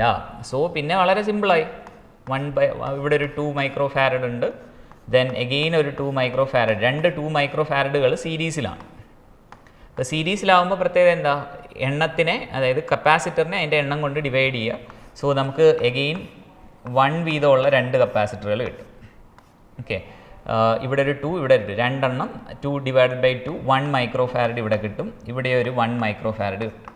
അത് രണ്ടും പാരലാണ്. സോ നമുക്കത് എഫക്റ്റീവായിട്ട് 2 മൈക്രോ ഫാരഡിന് കിട്ടും. രണ്ടും കൂടെ ആഡ് ചെയ്താൽ പോരെ. ഇപ്പോൾ ആൻസർ വന്നിട്ട് 2 മൈക്രോ ഫാരഡിൽ കിട്ടും. അപ്പോൾ ഇതും എന്ത് എളുപ്പമുള്ള ക്വസ്റ്റ്യനുകളാണ് അല്ലേ. നമ്മൾ ഇതിനേക്കാളും എന്തെല്ലാം കോംപ്ലിക്കേറ്റഡ് സർക്യൂട്ടുകൾ, സിമട്രിയൊക്കെ നമ്മൾ പഠിക്കുന്നുണ്ടെങ്കിലും ഏറ്റവും എളുപ്പമുള്ളൊരു കാര്യമാണ് ചോദിച്ചത്. അപ്പോൾ ഏറ്റവും എളുപ്പമുള്ള കാര്യങ്ങൾ നമ്മൾ വിട്ട് കളയാതിരിക്കുക എന്നതാണ് നമ്മൾ മനസ്സിലാക്കേണ്ടത്. പരീക്ഷ എപ്പോഴും ടെസ്റ്റ് ചെയ്യപ്പെടുന്ന അതാണ്. നിങ്ങൾക്ക് ഫണ്ടമെൻ്റൽ ആയിട്ടുള്ള ഐഡിയാസ് അറിയാവോ, നിങ്ങൾക്ക് എത്രത്തോളം കൂടുതൽ അറിയാവോ നല്ല കാര്യം, പക്ഷേ ഫണ്ടമെൻ്റൽ ആയിട്ടുള്ള കാര്യങ്ങൾ നിങ്ങൾ എപ്പോഴും പക്കയായിരിക്കണം. Next, the quantity which have the same dimension as that of solid angle. അപ്പോൾ സോളിഡ് ആംഗിളിന് ഡയമെൻഷൻ ഇല്ലാന്ന് നിങ്ങൾ പഠിക്കുന്നുണ്ട് അല്ലേ. അപ്പോൾ സ്വാഭാവികമായിട്ട് ഡയമെൻഷൻ ഇല്ലാത്ത ക്വാണ്ടിറ്റി ഏതാണ് എന്ന് നോക്കിയാൽ മതി. ഏതൊക്കെയാണ്? സ്ട്രെയിനും ആംഗിളും ആണ്. അപ്പോൾ സ്ട്രെസ്സും ആംഗിളും ഉണ്ട്, സ്ട്രെയിനും ആംഗിളും ഉണ്ട്, സ്ട്രെയിനും ആർക്കും ഉണ്ട്, ആംഗുലർ സ്പീഡും സ്ട്രെസ്സും ഉണ്ട്. അപ്പോൾ സ്ട്രെയിനും ആംഗിളും ആയിരിക്കും അല്ലേ. സ്ട്രെയിനിനില്ല, അതുപോലെ ആംഗിളിനും ഇല്ല, സ്ട്രെസ്സിനുണ്ട് അല്ലേ. അപ്പോൾ സ്വാഭാവികമായിട്ടും സോളിഡ് ആംഗിളിൻ്റെ അതേ ഡയമെൻഷൻ വരുന്ന ആരൊക്കെ ആയിരിക്കും എന്ന് വെച്ചാൽ ഡയമെൻഷൻ ഇല്ലാത്ത ക്വാണ്ടിറ്റികൾ ആരൊക്കെ ആയിരിക്കും? സ്ട്രെയിനും ആംഗിളും ആയിരിക്കും. ഓക്കെ, എളുപ്പമല്ലേ. അപ്പോൾ നെക്സ്റ്റ് അടുത്ത ഐഡിയയിലോട്ട് പോയാലോ, അടുത്ത ക്വസ്റ്റ്യനിലോട്ട് പോകാം. എന്ത് എളുപ്പത്തിൽ ക്വസ്റ്റ്യൻ ചെയ്ത് പോകാൻ പറ്റുന്നുണ്ടെന്ന് നോക്കിയേ. അപ്പോൾ next, the maximum elongation of a steel wire of 1 meter long if the elastic limit of the steel and its Young's modulus respectively. ഇതായിരിക്കും കുറച്ചൊക്കെ ആളുകൾ ഇങ്ങനെ ഇലാസ്റ്റിക് ലിമിറ്റ് ഓഫ് സ്റ്റീലോ, അത് മറ്റേ ഡയഗ്രത്തിനകത്തുള്ള പോയിന്റ് അല്ലേ, അതെങ്ങനെ നമ്മൾ പ്രോബ്ലത്തിനകത്ത് ചെയ്യുന്നൊക്കെ ആലോചിച്ച് കടന്ന് ഒലയുന്ന ആളുകൾക്ക് ഉണ്ടാവും. നിങ്ങൾ മനസ്സിലാക്കേണ്ട ഒരു കാര്യം, നമ്മളുടെ പ്രോബ്ലം ചെയ്യാൻ നമുക്ക് എന്താണോ ആവശ്യം അത് ഉപയോഗിക്കാൻ പഠിക്കുക. അവിടെയാണ് ഞാൻ നേരത്തെ പറഞ്ഞത്, ആ ഒരു ക്രിട്ടിക്കലായിട്ട് ചിന്തിക്കാൻ, ആ ഒരു ഇൻസ്റ്റൻറ്റിൽ അത് ചിന്തിച്ചെടുക്കാനുള്ള ഒരു കഴിവ് നമുക്ക് വേണം. അതാണ് ഈ പരീക്ഷ ഡിമാൻഡ് ചെയ്യുന്നത്. അപ്പോൾ നമുക്ക് നോക്കിക്കഴിഞ്ഞാൽ ഇവിടെ നമുക്ക് ഡെൽറ്റ എല്ലാം കണ്ടുപിടിക്കേണ്ടത്. അപ്പോൾ ഡെൽറ്റ എല്ലിന് നമുക്ക് ഇക്വേഷൻ നമ്മൾ പഠിച്ചിട്ടുണ്ട്, FL/YA ആണ്. ഇനി അല്ലെങ്കിൽ AY ആണ്. അപ്പോൾ നിങ്ങൾ ശ്രദ്ധിച്ചു കഴിഞ്ഞാൽ നിങ്ങൾക്ക് ഈ തന്നിരിക്കുന്ന ഈ ഒരു വാല്യൂ ഒന്ന് നോക്കിയേ, elastic limit of steel actually തന്നിരിക്കുന്ന സ്ട്രെസ്സിൻ്റെ ഫോമിലാണ്. അപ്പോൾ അതും കൊടുത്താൽ പോരെ, ഇത്രയല്ലേ സ്ട്രെസ്സ് വരുന്നുള്ളൂ. അപ്പോൾ സ്വാഭാവികമായിട്ടും നമുക്ക് ബാക്കി വാല്യൂസ് ഒക്കെ അറിയാം. 8 × 10⁸ ടൈംസ് ലെങ്ത് 1 മീറ്റർ ആണ്, y എന്ന് പറയുന്നത് 2 × 10⁻11. ഇതൊന്ന് ട്രൈ ഔട്ട് ചെയ്ത് നോക്കിക്കൂടെ? അപ്പോൾ 4 × 10⁻³ എന്ന് എഴുതാം, അത്രയും മീറ്റേഴ്സ്, ദാറ്റ് ഈസ് 4 millimeter. ആൻസറായി. നമുക്ക് ഈ ഇക്വേഷൻ അറിയാം, ജസ്റ്റ് ബിക്കോസ് നമുക്ക് ആ ടേം നമ്മൾ അങ്ങനെ പറഞ്ഞ് കേട്ടിട്ടില്ല, അതുകൊണ്ട് നമ്മൾ ട്രൈ ഔട്ട് ചെയ്യാതിരുന്നാൽ എന്താ അവസ്ഥ അല്ലേ? അപ്പോൾ ഏത് കുട്ടികളാണോ ധൈര്യപൂർവ്വം ഈ ഒരു ക്വസ്റ്റ്യൻ അങ്ങനെ ഒന്ന് സബ്സ്റ്റിറ്റ്യൂട്ട് ചെയ്ത് നോക്കാം എന്ന് പറഞ്ഞ് ചെയ്തിട്ടുണ്ടാവുക, അവർക്ക് അത് കിട്ടിയിട്ടുണ്ട്. മനസ്സിലായോ? അപ്പോൾ അത് എപ്പോഴും നമ്മൾ ആലോചിക്കേണ്ട ഒരു കാര്യമാണ് കേട്ടോ. നമുക്കൊരു പ്രോബ്ലം കിട്ടിയാൽ അതെങ്ങനെ അതിനെ സോൾവ് ചെയ്യാം എന്നതാണ് നമ്മൾ ഈ പരീക്ഷകളിലൂടെ മനസ്സിലാക്കി എടുക്കുക. അപ്പോൾ ഇനി നെക്സ്റ്റ് ക്വസ്റ്റ്യനിലോട്ട് പോയാൽ ഇതും വളരെ നല്ലൊരു ക്വസ്റ്റ്യനാണ്. EMIയിലെ വളരെ ബന്ധപ്പെട്ട് നല്ലൊരു ക്വസ്റ്റ്യനായിട്ട് ചോദിച്ചൊരു ക്വസ്റ്റ്യനാണ്. അപ്പോൾ നമ്മൾ പഠിച്ചിട്ടുണ്ട് അല്ലേ? അതായത് ഇപ്പോൾ ഈ തന്നിരിക്കുന്ന ഡയഗ്രത്തിനകത്ത് ഈ ഒരു മാഗ്നറ്റിനെ നമ്മൾ എന്ത് ചെയ്യുന്നു എന്ന് പറയണേ, മാഗ്നറ്റിനെ ആക്ച്വലി നമ്മൾ മൂവ് ചെയ്യുകയാണ് അല്ലേ, എവേ ഫ്രം ഈ കോയിൽ, ഫസ്റ്റ് കോയിലും അതുപോലെ ടുവേർഡ്സ് സെക്കൻഡ് കോയിലുമാണ്.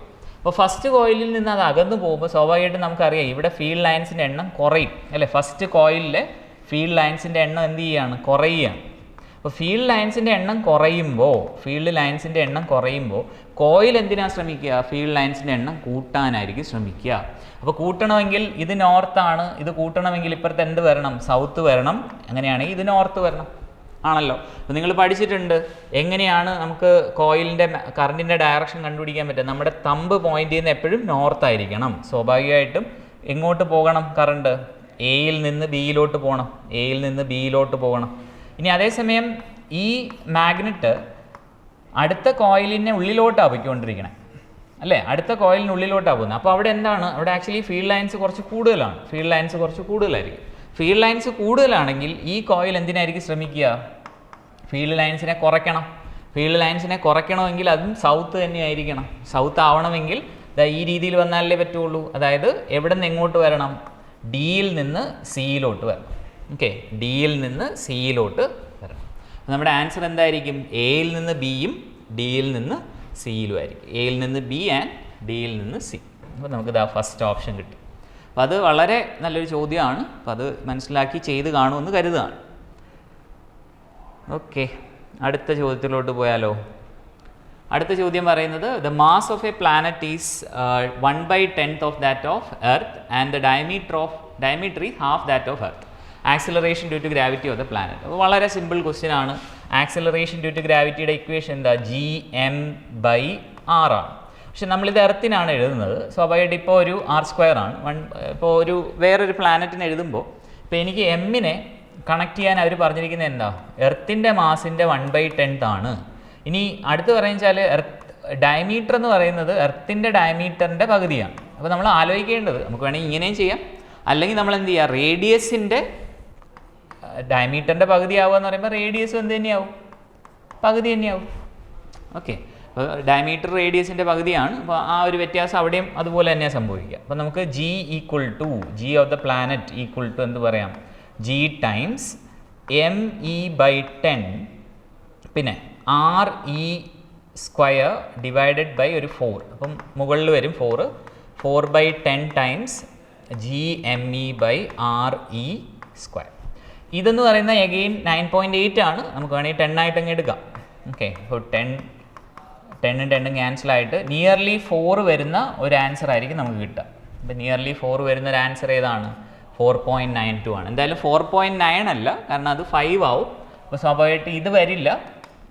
ഏതായിരിക്കും വരിക, 3.92 ആയിരിക്കും വരിക കേട്ടോ. ഞാൻ 9.8 എടുത്താൽ അത് കിട്ടും, കറക്റ്റ് കിട്ടും. അപ്പോൾ ഇത് ചെയ്ത് കാണുമെന്ന് വിചാരിക്കുകയാണ്. ഓക്കെ, എന്തായാലും നല്ലൊരു ചോദ്യമാണ്. നെക്സ്റ്റ് ചോദ്യത്തിലോട്ട് പോകും. അപ്പോൾ അടുത്ത ചോദ്യം നമുക്ക് പറഞ്ഞു തരുന്നത് ഒരു മാച്ച് ദ ഫോളോയിങ് ആണ്. ആക്ച്വലി വളരെ നല്ലൊരു ചോദ്യമാണ്. കുറച്ച് കാര്യമായിട്ട് കൺസെപ്റ്റൊക്കെ അറിയാവുന്ന ഒരാൾക്ക് വളരെ എളുപ്പം ചെയ്യാവുന്നൊരു ക്വസ്റ്റ്യനാണ്.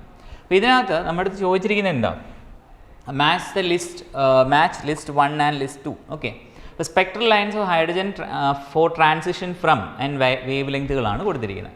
അപ്പോൾ ഇനിയിപ്പോൾ ഇതിന് നമ്മൾ ഇക്വേഷനും എഴുതി അതിൻ്റെ മറ്റേ റെഡ്ബർഗ് കോൺസ്റ്റൻ്റ് വാല്യൂ ഒക്കെ കൊടുത്ത് ചെയ്യണോ, അതിൻ്റെ ആവശ്യമുണ്ടോ? നമ്മൾ പഠിച്ചിട്ടുള്ളൊരു കാര്യമാണ്. അതായത് ഒരു നമ്മളൊരു ഹൈഡ്രജൻ സ്പെക്ട്രത്തിനകത്ത് എനർജി ലെവലുകൾ ഡിസ്കസ് ചെയ്യുന്ന സമയത്ത് ഏറ്റവും അടുത്തടുത്തുള്ള ട്രാൻസിഷനുകൾ തമ്മിലുള്ള ട്രാൻസിഷൻ ഇപ്പോൾ 1 and 2 ആയിട്ട് എടുക്കുകയാണെങ്കിൽ അവർ തമ്മിലുള്ള വേവ് ലെങ്ത് എന്ന് പറയുന്നത് എന്തായിരിക്കും, കൂടുതലായിരിക്കും കമ്പയർഡ് ടു ഒരു ഹയർ എനർജി ട്രാൻസിഷൻ അല്ലേ. ഇവിടെ വേവ് ലെങ്ത് എന്തായിരിക്കും, കുറവായിരിക്കും. ഈ ഒരു ഐഡിയ അറിയാവുന്ന ഒരാൾക്ക് ഇത് വളരെ എളുപ്പം ചെയ്യാൻ പറ്റുന്ന ഒരു ക്വസ്റ്റ്യനാണ്. കാരണം നിങ്ങൾ നോക്കിയേ, ഏറ്റവും അടുത്തടുത്തുള്ള ട്രാൻസിഷൻ എന്ന് പറയുന്നത് 3-ൽ നിന്ന് 2-ലോട്ടാണ് അല്ലേ. അപ്പോൾ സ്വാഭാവികമായിട്ട് അതിൻ്റെ വേവ് ലെങ്ത് ആയിരിക്കും കൂടുതൽ, കാരണം ഇതെല്ലാം ബാമറിലാണ് കിടക്കുന്നത്, അതായത് വിസിബിൾ സ്പെക്ട്രത്തിലാണ് കിടക്കുന്നത്. അപ്പോൾ സ്വാഭാവികമായിട്ടും ഏറ്റവും അടുത്തടുത്തുള്ളതിൻ്റെ വേവ് ലെങ്ത് കൂടുതലായിരിക്കും. അങ്ങനെയാണെങ്കിൽ അത് കഴിഞ്ഞ് വരുന്ന ഏതാണെന്ന് നോക്കുക, അത് കഴിഞ്ഞ് വരുന്ന വാല്യൂ അതിനായിരിക്കും. അപ്പോൾ സ്വാഭാവികമായിട്ടും A3 വരുന്നുണ്ട്, B എന്ന് പറയുന്നത് 4 ആണ്, B4 വരുന്നുണ്ട്. അങ്ങനെ ഒരൊറ്റ ഓപ്ഷനേ ഉള്ളൂ, 2 ആണ്, സെക്കൻഡ് ഓപ്ഷനാണ്. ഇതെന്ത് എളുപ്പത്തിൽ ചെയ്യാം, അല്ലാതെ നമ്മൾ കുത്തിയിരുന്നിട്ട് 1/λ = R times 1/4 മൈനസ് 1 അല്ലെങ്കിൽ 1/2² ഞാൻ 4 എന്ന് എഴുതിയ n2 അല്ലെങ്കിൽ n², ഇതൊന്നും ചെയ്യേണ്ട ആവശ്യമില്ല കേട്ടോ. പലരും ഈ ഒരു ലോജിക്ക് മറന്നു പോയിട്ട് ഇതും വെച്ച് ഇരുന്ന് കാണും, കുറേ സമയമൊക്കെ അതിന് കളഞ്ഞു കാണും. കാരണം അല്ലെങ്കിൽ പിന്നെ ചെയ്യാനുള്ള മടി കൊണ്ട് തന്നെ ഈ ക്വസ്റ്റ്യൻ കളഞ്ഞിട്ടുള്ളവരും ഉണ്ടാവും. അപ്പോൾ അതാ ഞാൻ പറഞ്ഞത്, കാര്യങ്ങൾ മനസ്സിലാക്കി പഠിക്കുക. നമ്മൾ വെറുതെ ഒരു ക്വസ്റ്റ്യൻ ഒരു ഇക്വേഷൻ കാണാൻ പഠിച്ചത് കൊണ്ട് നിങ്ങൾക്ക് ഗുണം ഉണ്ടാവില്ല എന്നത് മനസ്സിലാക്കുക. ഓക്കെ, അപ്പോൾ എന്തായാലും ഇനിയുള്ള പരീക്ഷകളും അത് ശ്രദ്ധിക്കണം. ഓക്കെ, ശ്രദ്ധിച്ചിട്ടുള്ളവർക്ക് ഇതെന്തായാലും കിട്ടിക്കാണുമെന്ന് തന്നെ വിചാരിക്കാം. Next, an unpolarized light beam strikes on a glass surface at Brewster's angle. അപ്പോൾ പോളറൈസേഷൻ ബൈ റിഫ്ലക്ഷൻ എന്ന് പറയുന്ന ഐഡിയയുമായിട്ട് ബന്ധപ്പെട്ടാണ്. Reflected light will be partially polarised, refracted light will be completely polarised, both the reflected and refracted light is completely polarised. Reflected light will be completely polarised but the refracted light will be partially polarised. അപ്പോൾ നമുക്ക് പറയാം ഏതായിരിക്കും, 4th option ആയിരിക്കും നമ്മുടെ correct answer എന്ന് പറയുന്നത്. Okay, 4th option ആയിരിക്കും നമ്മുടെ കറക്റ്റ് ആൻസർ. കാരണം നമുക്കറിയാം ബ്രൂസ്റ്റേഴ്സ് ലോയിൽ പറയുന്നത് എന്താണ്, വന്ന് വീഴുന്ന ലൈറ്റ് അൺപോളറൈസ്ഡ് ആയിരിക്കും. ഈ അൺപോളറൈസ്ഡ് ലൈറ്റ് വന്ന് വീണിട്ട് അത് റിഫ്ലക്ഷനിൽ എന്ത് ചെയ്ത് പോവാണ്, പ്ലെയിൻ പോളറൈസ്ഡ് ലൈറ്റ് ആയി പോവാണ്, കംപ്ലീറ്റ്ലി പ്ലെയിൻ പോളറൈസ്ഡ് ആവുകയാണ്. മറ്റേതിൽ പാർഷ്യലി പോളറൈസ്ഡ് ആയിരിക്കും, കാരണം ഏതെങ്കിലും ഒരു സർട്ടൻ വൈബ്രേഷൻ ആയിരിക്കും അത് ഒഴിവാക്കുക. ഓക്കെ, സ്വാഭാവികമായിട്ട് നമുക്ക് 4th ഓപ്ഷൻ കിട്ടും. ഇനി നെക്സ്റ്റ് മാച്ച് ദ ഫോളോയിങ് തന്നെയാണ് അഗെയിൻ. അപ്പോൾ നമുക്ക് പറയാവുന്നത് ഡയാമാഗ്നറ്റിക്, ഫെറോമാഗ്നറ്റിക്, അതായത് മാഗ്നറ്റിക് സബ്സ്റ്റൻസുകളുടെ സസെപ്റ്റിബിലിറ്റി വാല്യൂ ആണ് ചോദിച്ചിരിക്കുന്നത്. അപ്പോൾ നമുക്കിതിനകത്ത് തന്നിരിക്കുന്നതിൽ ഇപ്പോൾ ഏറ്റവും എളുപ്പം പറയാൻ പറ്റുന്നൊരു സാധനം ഏതാ, നോൺ മാഗ്നറ്റ്. ഒരു നോൺ മാഗ്നറ്റിക് സബ്സ്റ്റൻസിന് കൈ വാല്യൂ എന്ന് പറയുന്നത് 0 ആയിരിക്കും. അപ്പോൾ നോൺ മാഗ്നറ്റ് ആണ് എങ്കിൽ ഇതായിരിക്കും അല്ലേ. അപ്പോൾ D1 ആയിരിക്കും. D1 വരുന്നൊരു ഓപ്ഷൻ നോക്കുക. അപ്പോൾ ഇവിടെയുണ്ട്, ഇവിടെയുണ്ട്, 4 ആണ്. ഇനി അടുത്ത കേസുകൾ ഏതൊക്കെയുണ്ടെന്ന് നോക്കാം. D1 വരുന്ന ഒരു ഓപ്ഷൻ നമ്മൾ പറഞ്ഞു. ഇനി നമുക്കറിയാവുന്ന വേറൊരു സംഭവമാണ് ഫെറോ മാഗ്നറ്റിന് ആക്ച്വലി കൈ വാല്യൂ വളരെ കൂടുതലാണ് അല്ലേ, 1000 ഓർഡറിലാണ് വരുന്നത്. അപ്പോൾ സ്വാഭാവികമായിട്ടും B3 വരണം, B3യും വരണം, D1ഉം വരണം. അപ്പോൾ അതും അവിടെ മാച്ച് ചെയ്യുന്നുണ്ട്. പിന്നെ നമുക്ക് പറയാവുന്ന എന്താണ്, ഡയാമാഗ്നറ്റിക് സബ്സ്റ്റൻസ് ആണെങ്കിൽ ആക്ച്വലി സസെപ്റ്റിബിലിറ്റി വളരെ കുറവായിരിക്കും. ആക്ച്വലി പെർഫെക്റ്റ്ലി ഡയാമാഗ്നറ്റിക് ആണെങ്കിൽ നമുക്ക് -1 ആണ് കിട്ടുക. അപ്പോൾ സ്വാഭാവികമായിട്ടും A2 ആയിരിക്കും. ഓക്കെ, A2 ആണ്. ദെൻ ഞാൻ പറഞ്ഞു D1 ആണ്. അപ്പോൾ A2 വരണം. ഓക്കെ, ഓക്കെ, നമ്മുടെ ഫസ്റ്റ് ഓപ്ഷൻ വരും A2 വരണം. B എന്ന് പറയുന്നത് 3 വരണം.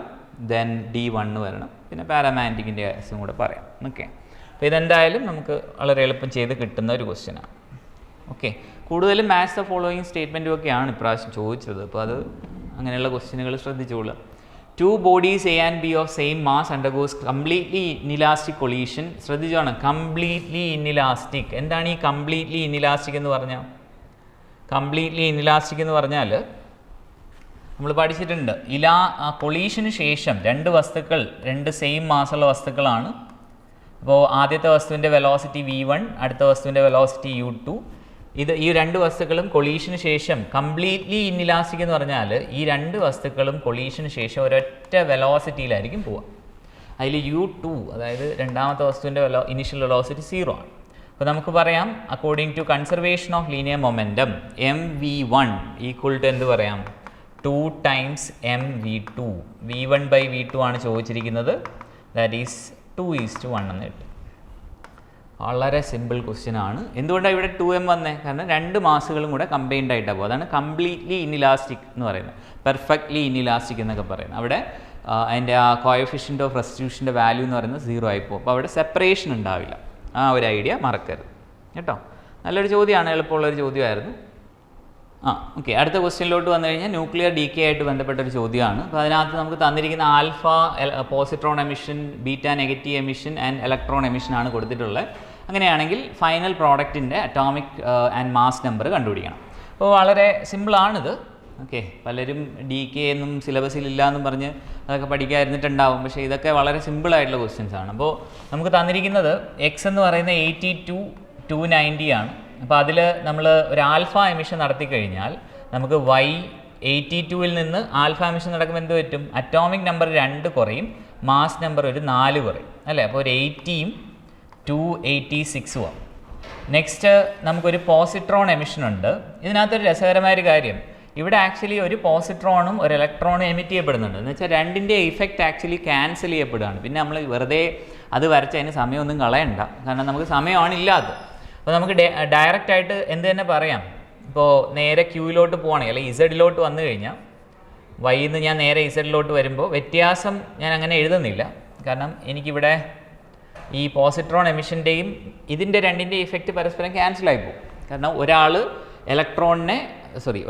അറ്റോമിക് നമ്പർ കൂട്ടുകയാണ്, ഇലക്ട്രോൺ എമിഷൻ അറ്റോമിക് നമ്പർ കൂട്ടുകയാണെങ്കിൽ മറ്റേ ആൾ കുറയ്ക്കുകയാണ്. അപ്പോൾ എന്തായാലും എഫക്റ്റ് ക്യാൻസലായി പോകും. പിന്നെ വരുന്ന ഒരു ബീറ്റ എമിഷനാണ്.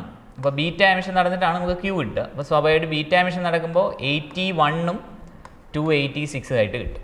ഓക്കെ, അതായത് അറ്റോമിക് നമ്പർ ഒന്ന് കൂടും ബീറ്റ എമിഷനിൽ, മാസ് നമ്പറിൽ ചേഞ്ച് ഇല്ല. അപ്പോൾ ഇതാണ് ഉത്തരമായിട്ട് കിട്ടുക. ഓക്കെ, 286, 81 ആയിരിക്കും കിട്ടുക. ബാക്കി രണ്ട് നമ്മൾ ചെയ്യേണ്ട ആവശ്യമില്ല. നിങ്ങൾക്ക് സമയം എന്തായാലും അവിടെ ലാഭിക്കാവുന്നതേ ഉള്ളൂ. ഇനി നെക്സ്റ്റ് അടുത്ത ഐഡിയ എന്ന് പറയുന്നത് ഓസിലേഷനുമായിട്ട് ബന്ധപ്പെട്ടാണ്. വളരെ സിമ്പിളായിട്ടുള്ളൊരു ചോദ്യമാണ് ഓസിലേഷനിലെ. ഇവിടെ നമുക്ക് ആംപ്ലിറ്റ്യൂഡ് കണ്ടുപിടിക്കണം. അപ്പോൾ ഇവിടെ നിങ്ങൾ ശ്രദ്ധിക്കേണ്ട ഒരു കാര്യം, നിങ്ങൾക്ക് തന്നിരിക്കുന്ന മീറ്റേഴ്സിലാണ്.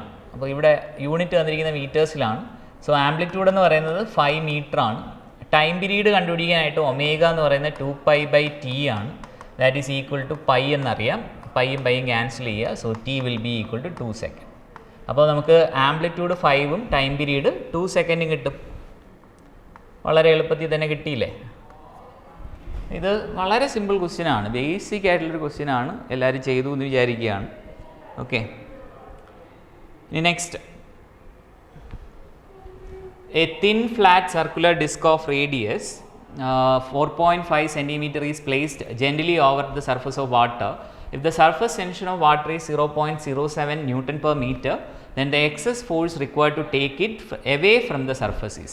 അപ്പോൾ ഇതും ആക്ച്വലി വളരെ ലോജിക്കായിട്ടുള്ളൊരു ക്വസ്റ്റ്യനാണ്. ഇപ്പോൾ നമ്മളൊരു വെള്ളത്തിൻ്റെ സർഫസിൽ ഒരു ഡിസ്ക് പോലത്തെ ഒരു സംഭവം വെക്കുകയാണെങ്കിൽ, ഒരു ഫ്ലാറ്റ് സർഫസ് കൊണ്ട് വെക്കുകയാണെങ്കിൽ സ്വാഭാവികമായിട്ട് ഇവിടെയാണ് നമുക്ക് അവിടുത്തെ സർഫസ് ടെൻഷൻ്റെ ഇഫക്റ്റ് ഉണ്ടാവുക. അപ്പോൾ നമുക്ക് സർഫസ് ടെൻഷൻ്റെ ഡെഫിനിഷൻ തന്നെ എന്താണ്? Force acting per unit length അല്ലേ. അപ്പോൾ സ്വാഭാവികമായിട്ട് നമുക്ക് ഫോഴ്സ് കണ്ടുപിടിക്കാൻ എന്ത് ചെയ്താൽ മതി? ഫോഴ്സ് ഈക്വൽ ടു സർഫസ് ടെൻഷനെ നമ്മൾ എന്തുകൊണ്ട് മൾട്ടിപ്ലൈ ചെയ്യുക? അവിടുത്തെ ടോട്ടൽ ലെങ്ത് എന്താ? അതിൻ്റെ സർക്കംഫറൻസ് അല്ലേ. അപ്പോൾ അത് 2πr എന്ന് എഴുതും. അപ്പോൾ സർഫസ് ടെൻഷൻ തന്നിട്ടുണ്ട് 7 × 10⁻² എന്ന് എഴുതാം. ദെൻ 2π 6.28 ടൈംസ് റേഡിയസ് 4.5 ടൈംസ് 10⁻² ആണ്. ഓക്കെ, അപ്പോൾ ഇതിനെല്ലാം കൂടെ ഒന്ന് മൾട്ടിപ്ലൈ ചെയ്ത് കഴിഞ്ഞാൽ നിങ്ങൾക്ക് 19.8 മില്ലി ന്യൂട്ടൺ എന്ന് കിട്ടും. ഓക്കെ, 19.8 മില്ലി ന്യൂട്ടൺ എന്ന് കിട്ടും. അപ്പോൾ അതും അത്യാവശ്യം ചെയ്തെടുക്കാൻ പറ്റുന്നൊരു ക്വസ്റ്റ്യനാണ്. ഓക്കെ, ചെയ്ത് കാണുമെന്ന് വിചാരിക്കുകയാണ്. ഓക്കെ, ഇനി നെക്സ്റ്റ് ക്വസ്റ്റ്യനിലോട്ട്. അപ്പോൾ വീണ്ടും ലോജിക് ഗേറ്റിലെ ക്വസ്റ്റ്യനാണ്. വളരെ എളുപ്പമുള്ളൊരു ക്വസ്റ്റ്യനാണിത്. ഇപ്പോൾ നമ്മൾ ലോജിക് ഗേറ്റ്സ് പഠിച്ചപ്പോൾ തന്നെ പറഞ്ഞൊരു കാര്യമാണ്, ഏതെങ്കിലും ഒരു ഗേറ്റ് എടുത്തിട്ട്, ഒരു യൂണിവേഴ്സൽ ഗേറ്റ് എടുത്തിട്ട് അതിൻ്റെ ഇൻപുട്ടുകളെ പരസ്പരം ഫ്യൂസ് ചെയ്താൽ അതെന്തായിട്ട് മാറും? അതൊരു നോട്ട് ഗേറ്റ് ആയിട്ട് മാറും. ഇൻപുട്ടുകളെ പരസ്പരം ഫ്യൂസ് ചെയ്താൽ അതെന്തായിട്ട് മാറും? ഒരു നോട്ട് ഗേറ്റ് ആയിട്ട് മാറും. അപ്പോൾ ഇവിടെ അങ്ങനെയാണെങ്കിൽ വളരെ എളുപ്പത്തിൽ നമുക്ക് ആൻസർ കിട്ടും.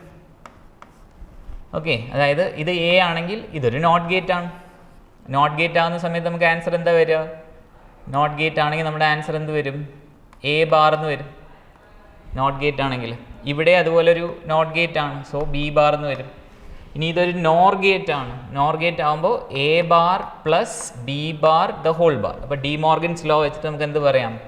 A double bar dot B double bar or A dot B. അപ്പോൾ ഒരു ആൻഡ് ഗേറ്റ് കിട്ടും. എന്ത് സിമ്പിളായിട്ടുള്ള ചോദ്യം അല്ലേ? വളരെ സിമ്പിൾ ചോദ്യമാണ്. വളരെ എളുപ്പത്തിൽ തന്നെ നമുക്ക് കണ്ടുപിടിക്കാവുന്ന ഒരു ക്വസ്റ്റ്യനാണ്. ഓക്കെ, ഇനി നമുക്ക് അടുത്ത ചോദ്യത്തിലോട്ട് പോകും. അടുത്ത ക്വസ്റ്റ്യൻ പറയുന്നത് എന്താ? Given below are two statements. One is labelled as assertion and other is labelled as reason. Assertion എന്താണ്? The potential at any axial point at 2 meter distance from the center of the dipole of dipole moment vector P of magnitude 4 times 10 raised to minus 6 coulomb meter is plus or minus 9 times 10 raised to 3 ആണ്. അപ്പോൾ അതായത് അവർ പറയുന്നത് axial പോയിന്റിൽ സെൻറ്ററിൽ നിന്ന് 2 metre അകലെയുള്ള ഒരു dipole moment തന്നിട്ടുണ്ട്. അതിന് കറസ്പോണ്ടിങ് പൊട്ടൻഷ്യൽ എന്ന് പറയുന്നത് ഇത്രയാണ്. അപ്പോൾ നമ്മൾ ചെയ്ത് നോക്കേണ്ടത് എന്താ? നമ്മൾ ആ പൊട്ടൻഷ്യലിൻ്റെ വാല്യൂ ശരിയാണോ എന്ന് നോക്കുക. ആക്സിയൽ പോയിന്റിലെ പൊട്ടൻഷ്യലിൻ്റെ ഇക്വേഷൻ എന്താ? 1/4πε0 P/r² ആണ്. അപ്പോൾ 1/4πε0 നമുക്ക് 9 times 10 raised to 9 എന്ന് എഴുതാം. P തന്നിട്ടുണ്ട് 4 times 10 raised to -6 ആണ്. ഡിവൈഡഡ് ബൈ റേഡിയസ് എന്ന് പറയുന്നത് 2 മീറ്റർ ആണ്. അപ്പോൾ അഗെയിൻ 4 വരും. അപ്പോൾ നമുക്കിത് 9 times 10 raised to -3 വോൾട്ട് എന്ന് കിട്ടും. അപ്പോൾ സ്വാഭാവികമായിട്ട് അത് ശരിയാണ്. അസേർഷൻ ശരിയാണ്. ഇനി അടുത്ത് പറയുന്നത് എന്താ? V equal to plus or minus 2p/4πε0r², where r is the distance of any axial point situated at 2 meter from the center of the dipole. ഇത് ശരിയല്ല. കാരണം ഇവിടെ ഈ 2 എന്ന് പറയുന്ന ഫാക്ടർ ഇല്ല. ഓക്കെ, അപ്പോൾ അതുകൊണ്ട് തന്നെ റീസൺ നമുക്ക് തെറ്റാണ്. അപ്പോൾ എന്തായാലും A ട്രൂ ആണ്, പക്ഷേ R തെറ്റാണ് അല്ലേ? ഇത് ചെയ്ത് നോക്കി പറയാവുന്നൊരു കാര്യമേ ഉള്ളൂ, വളരെ എളുപ്പത്തിൽ തന്നെ. അപ്പോൾ ചെയ്ത് കാണുമെന്ന് വിശ്വസിക്കുകയാണ്. ശരി, ഇനി അടുത്ത ക്വസ്റ്റ്യൻ. ഓക്കെ, 35 ക്വസ്റ്റ്യൻ നമ്പർ 35 ആണ്. എനിക്ക് തോന്നുന്നു നിങ്ങളുടെ പാർട്ട് എയിലെ ലാസ്റ്റ് ക്വസ്റ്റ്യൻ ആയിരിക്കും. A wheel of bullock cart is rolling on a level road as shown in the figure below. If its linear speed is v in the direction shown, which of the following option is correct with respect to? Okay, അപ്പോൾ പിയും ക്യൂവും ഇത് rolling മോഷൻ്റെ idea ആണ്. Rotation മോഷനും translation മോഷനും കൂടെ combine ചെയ്തിട്ടുള്ള rolling മോഷൻ്റെ idea ആണ്. അപ്പോൾ നിങ്ങൾക്ക് basic ആയിട്ട് അറിയാവുന്നൊരു കാര്യമാണ്, ഈ പോയിന്റിലെ സ്പീഡിൻ്റെ നേരെ പകുതി അല്ലെങ്കിൽ ഇതിൻ്റെ നേരെ ഡബിൾ ആണ് എന്നൊക്കെ പറഞ്ഞ് പഠിച്ചിട്ടുണ്ടാവും. അല്ലെങ്കിൽ ഈ പോയിന്റിലെ സ്പീഡ് കുറവാണ്, ഇത് കൂടുതലാണെന്നൊക്കെ പഠിച്ചിട്ടുണ്ടാവും. അപ്പോൾ സ്വാഭാവികമായിട്ട് നമുക്ക് പറയാം both P and equal speed അല്ല, point P moves faster than point Q എന്ന് പറയാം. മുകളിലെ പിയുടെ സ്പീഡ് എന്ന് പറയുന്നത് ക്യൂവിനേക്കാളും കൂടുതലാണെന്ന് പറയും. ഓക്കെ, അപ്പോൾ സെക്ഷൻ ബിയിലെ ആദ്യത്തെ ക്വസ്റ്റ്യൻ ആണ്. A parallel plate capacitor is charged by connecting to a battery through a resistor. If I is the current in the circuit, then the gap between the plates. Okay, നമുക്കറിയാം ഇതൊരു displacement കറണ്ടും conventional കറണ്ടിൻ്റെ idea ആണ്. അപ്പോൾ നമുക്ക് സ്വാഭാവികമായിട്ടും പറയാവുന്നൊരു കാര്യമാണ്, displacement current എന്ന് പറഞ്ഞാൽ എങ്ങനെയാണ് ഒരു കപ്പാസിറ്ററിലൂടെ ഓൾട്ടർനേറ്റിംഗ് കറണ്ട് ട്രാവൽ ചെയ്യുക എന്ന ഐഡിയ മാക്സ്വെൽ പ്രപ്പോസ് ചെയ്തിട്ട് അതിന് അദ്ദേഹം എക്സ്പ്ലെയിൻ ചെയ്യുകയാണ്. അപ്പോൾ സ്വാഭാവികമായിട്ടും എത്രയാണോ കൺവെൻഷണൽ കറണ്ട് വരിക അത് തന്നെയാണ് ഇപ്പുറത്ത് കിട്ടേണ്ടത്. അപ്പോൾ സ്വാഭാവികമായിട്ട് ഇത് രണ്ടും തുല്യമായാലേ അത് നടക്കുകയുള്ളൂ, ഒരേ ഡയറക്ഷനിലാണെങ്കിലേ അത് നടക്കുകയുള്ളൂ. അപ്പോൾ നമുക്ക് പറയാം ഡിസ്പ്ലേസ്മെൻറ്റ് കറണ്ടും അതുപോലെ തന്നെ എന്താണ് കൺവെൻഷണൽ കറണ്ടും സെയിം ആയിരിക്കും, അതിൽ വേറെ വ്യത്യാസമൊന്നും ഉണ്ടാകത്തില്ല. ഓക്കെ, അപ്പോൾ അതാണ് നമ്മുടെ ഈ ഒരു ക്വസ്റ്റ്യൻ്റെ ഉത്തരവായിട്ട് വരിക.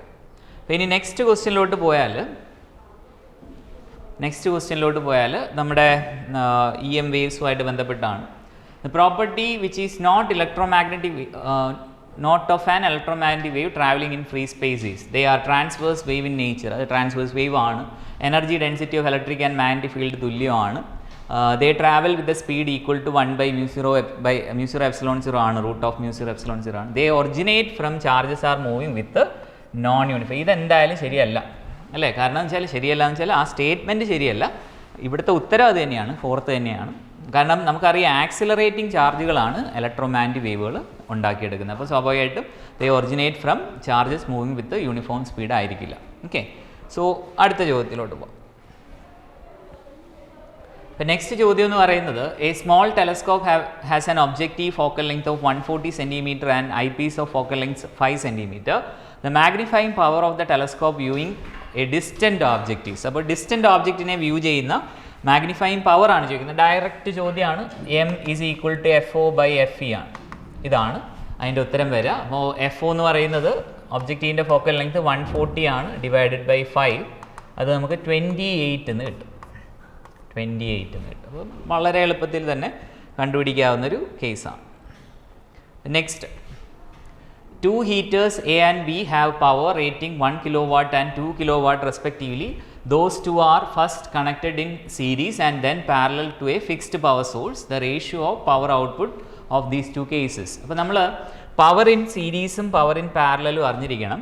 അപ്പോൾ സീരീസിലെയും പാരലലെയും പവർ നമ്മൾ കണ്ടുപിടിച്ച് കഴിഞ്ഞാൽ പവർ ഇൻ സീരീസ് എന്ന് പറയുന്നത് നമുക്കറിയാം P1 P2 ബൈ റെസിസ്റ്റൻസ് പാരലാവുന്ന കേസ് പോലെയാണ്. സോ ഈ രീതിയിലായിരിക്കും. അപ്പോൾ അതിൻ്റെ വാല്യൂ വന്നിട്ട് 2 divided by 3 വാട്ട്സ് ആയിരിക്കും കിട്ടുക.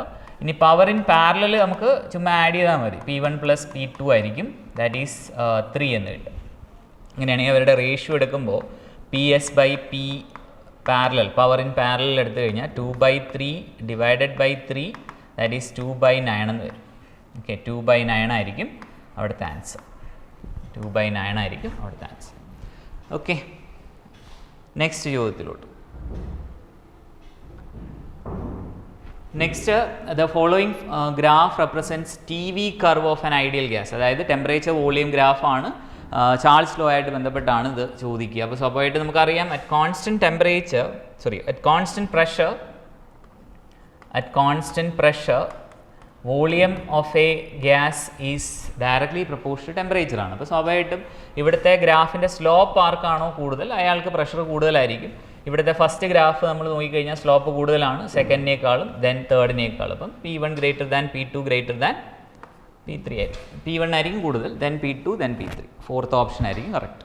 ഇതൊക്കെ എന്ത് എളുപ്പമാണ് അല്ലേ, വളരെ എളുപ്പത്തിലാണ് ചോദിച്ചിരിക്കുന്നത് ഇപ്രാവശ്യം.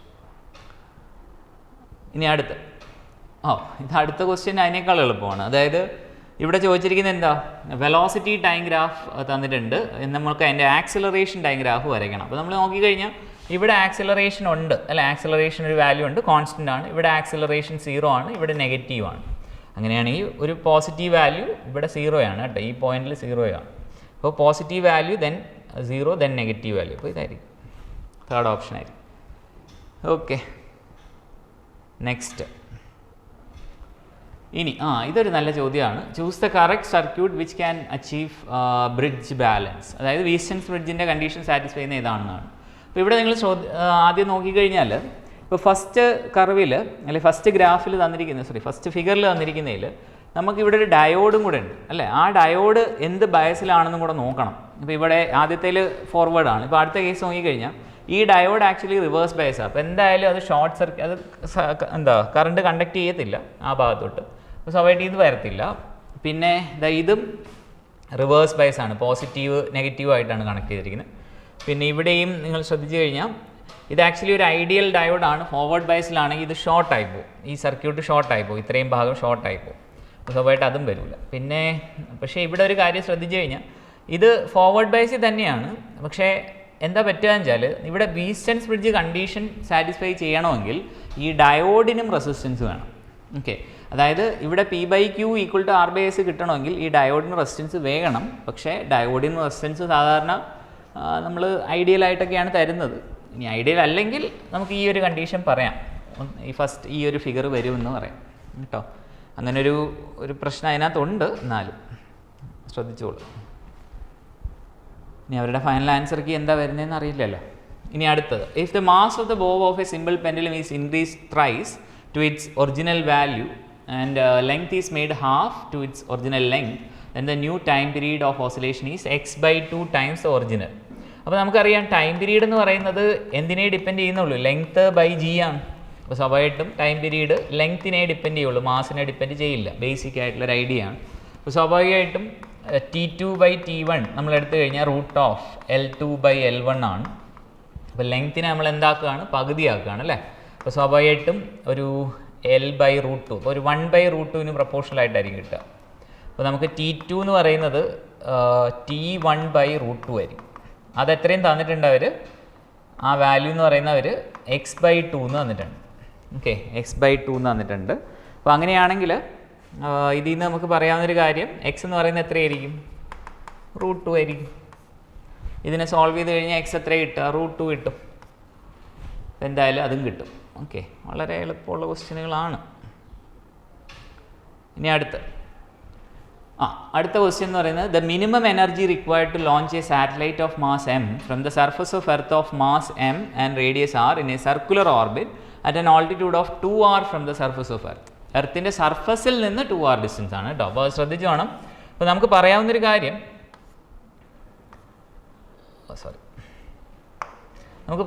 കാര്യം എർത്തിൻ്റെ സർഫസിൽ നിന്നും ഒരു വസ്തുവിനെ നമ്മൾ എന്ത് ചെയ്യണം, ഒരു പർട്ടിക്കുലർ 2r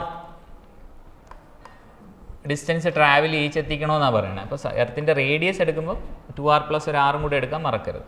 അപ്പോൾ നമുക്ക് അവിടെ പറയാം, അവിടെ ഒരു സർഫസിൽ ഒരു ഗ്രാവിറ്റേഷണൽ പൊട്ടൻഷ്യൽ എനർജി ഉണ്ടാവും അല്ലേ, G(M)(r) ഉണ്ടാവും, പ്ലസ് സം എനർജി, അതിപ്പോൾ ഒരു കൈനറ്റിക് ആയിട്ടോ അല്ലെങ്കിൽ ഒരു എനർജി ടേം ആയിട്ടോ ഉണ്ടെന്ന് എടുക്കാം. ദെൻ മാക്സിമം ഹൈറ്റിലോട്ട് ചെല്ലുമ്പോൾ അവിടെ ഒരു പൊട്ടൻഷ്യൽ എനർജി ഉണ്ട്, അല്ലെങ്കിൽ അവിടുത്തെ ഒരു ടോട്ടൽ എനർജി ടേം നമുക്ക് വേണമെങ്കിൽ പറയാം. That will be equal to എന്ത് പറയാം, total energy equal to G(M)(2r) ആണ്. അവിടുത്തെ r ശ്രദ്ധിച്ചോളുക ടോട്ടലി.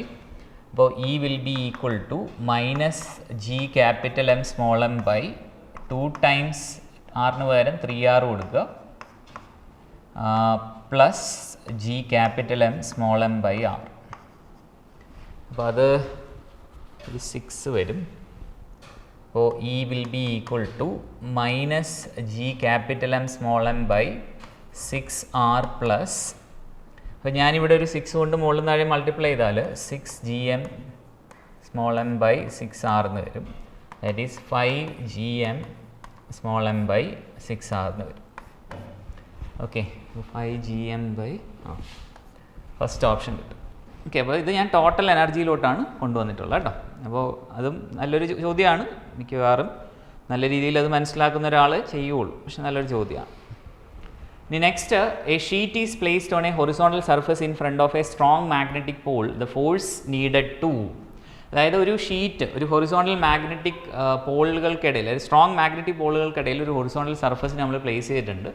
എന്തിനാണ് നമുക്ക് ഫോഴ്സ് ആവശ്യമുള്ളത്? Hold the sheet in if there is hold the sheet there if it is magnetic. അതായത് ആ ഷീറ്റ് മാഗ്നറ്റിക് ആണെങ്കിൽ, ഇപ്പോൾ നമ്മൾ നോക്കിക്കഴിഞ്ഞാൽ ആ ഷീറ്റ് മാഗ്നറ്റിക് ആണെങ്കിൽ സ്വാഭാവികമായിട്ടും ഒരു മാഗ്നറ്റ് ഉണ്ട്, ആ മാഗ്നറ്റിൻ്റെ മുന്നേ ഞാനൊരു വേറൊരു ഷീറ്റ് കൊണ്ട് വെച്ച് കഴിഞ്ഞാൽ ഇത് മാഗ്നറ്റിക് ആണെങ്കിൽ ഇതിനെ എന്ത് ചെയ്യും, ഇത് അട്രാക്റ്റ് ചെയ്യും, റിപ്പൽ ചെയ്യും. അപ്പോൾ സ്വാഭാവികമായിട്ട് എനിക്കൊരു ഫോഴ്സ് വേണം അതിനെ ഹോൾഡ് ചെയ്യണമെങ്കിൽ. Hold the sheet if there is magnetic. ഇത് നോൺ മാഗ്നറ്റിക് ആണെങ്കിൽ പിന്നെ ആ ഫോഴ്സ് വേണ്ട. Move the sheet away from the pole with uniform velocity if it is conducting. Non conducting ആണെങ്കിൽ അതിൻ്റെ ആവശ്യമില്ല. അപ്പോൾ സ്വാഭാവികമായിട്ട് കണ്ടക്റ്റിംഗ് ആണെങ്കിൽ അതിനകത്ത് എഡി കറൻസ് ഉണ്ടാവാം, അത് ഫലമായിട്ട് അവിടെ ഫോഴ്സ് ഉണ്ടാവാം. അപ്പോൾ സ്വാഭാവികമായിട്ട് നമുക്ക് എയും സിയും മാത്രമേ അവിടെ ആവശ്യം വരുന്നുള്ളൂ. ഓക്കെ, ഇത് നല്ലൊരു ചോദ്യമാണ്. ഓക്കെ, ഇത് നമ്മളൊന്ന് മനസ്സിലാക്കി ചെയ്യാൻ പറ്റുന്നൊരു ചോദ്യമാണ്.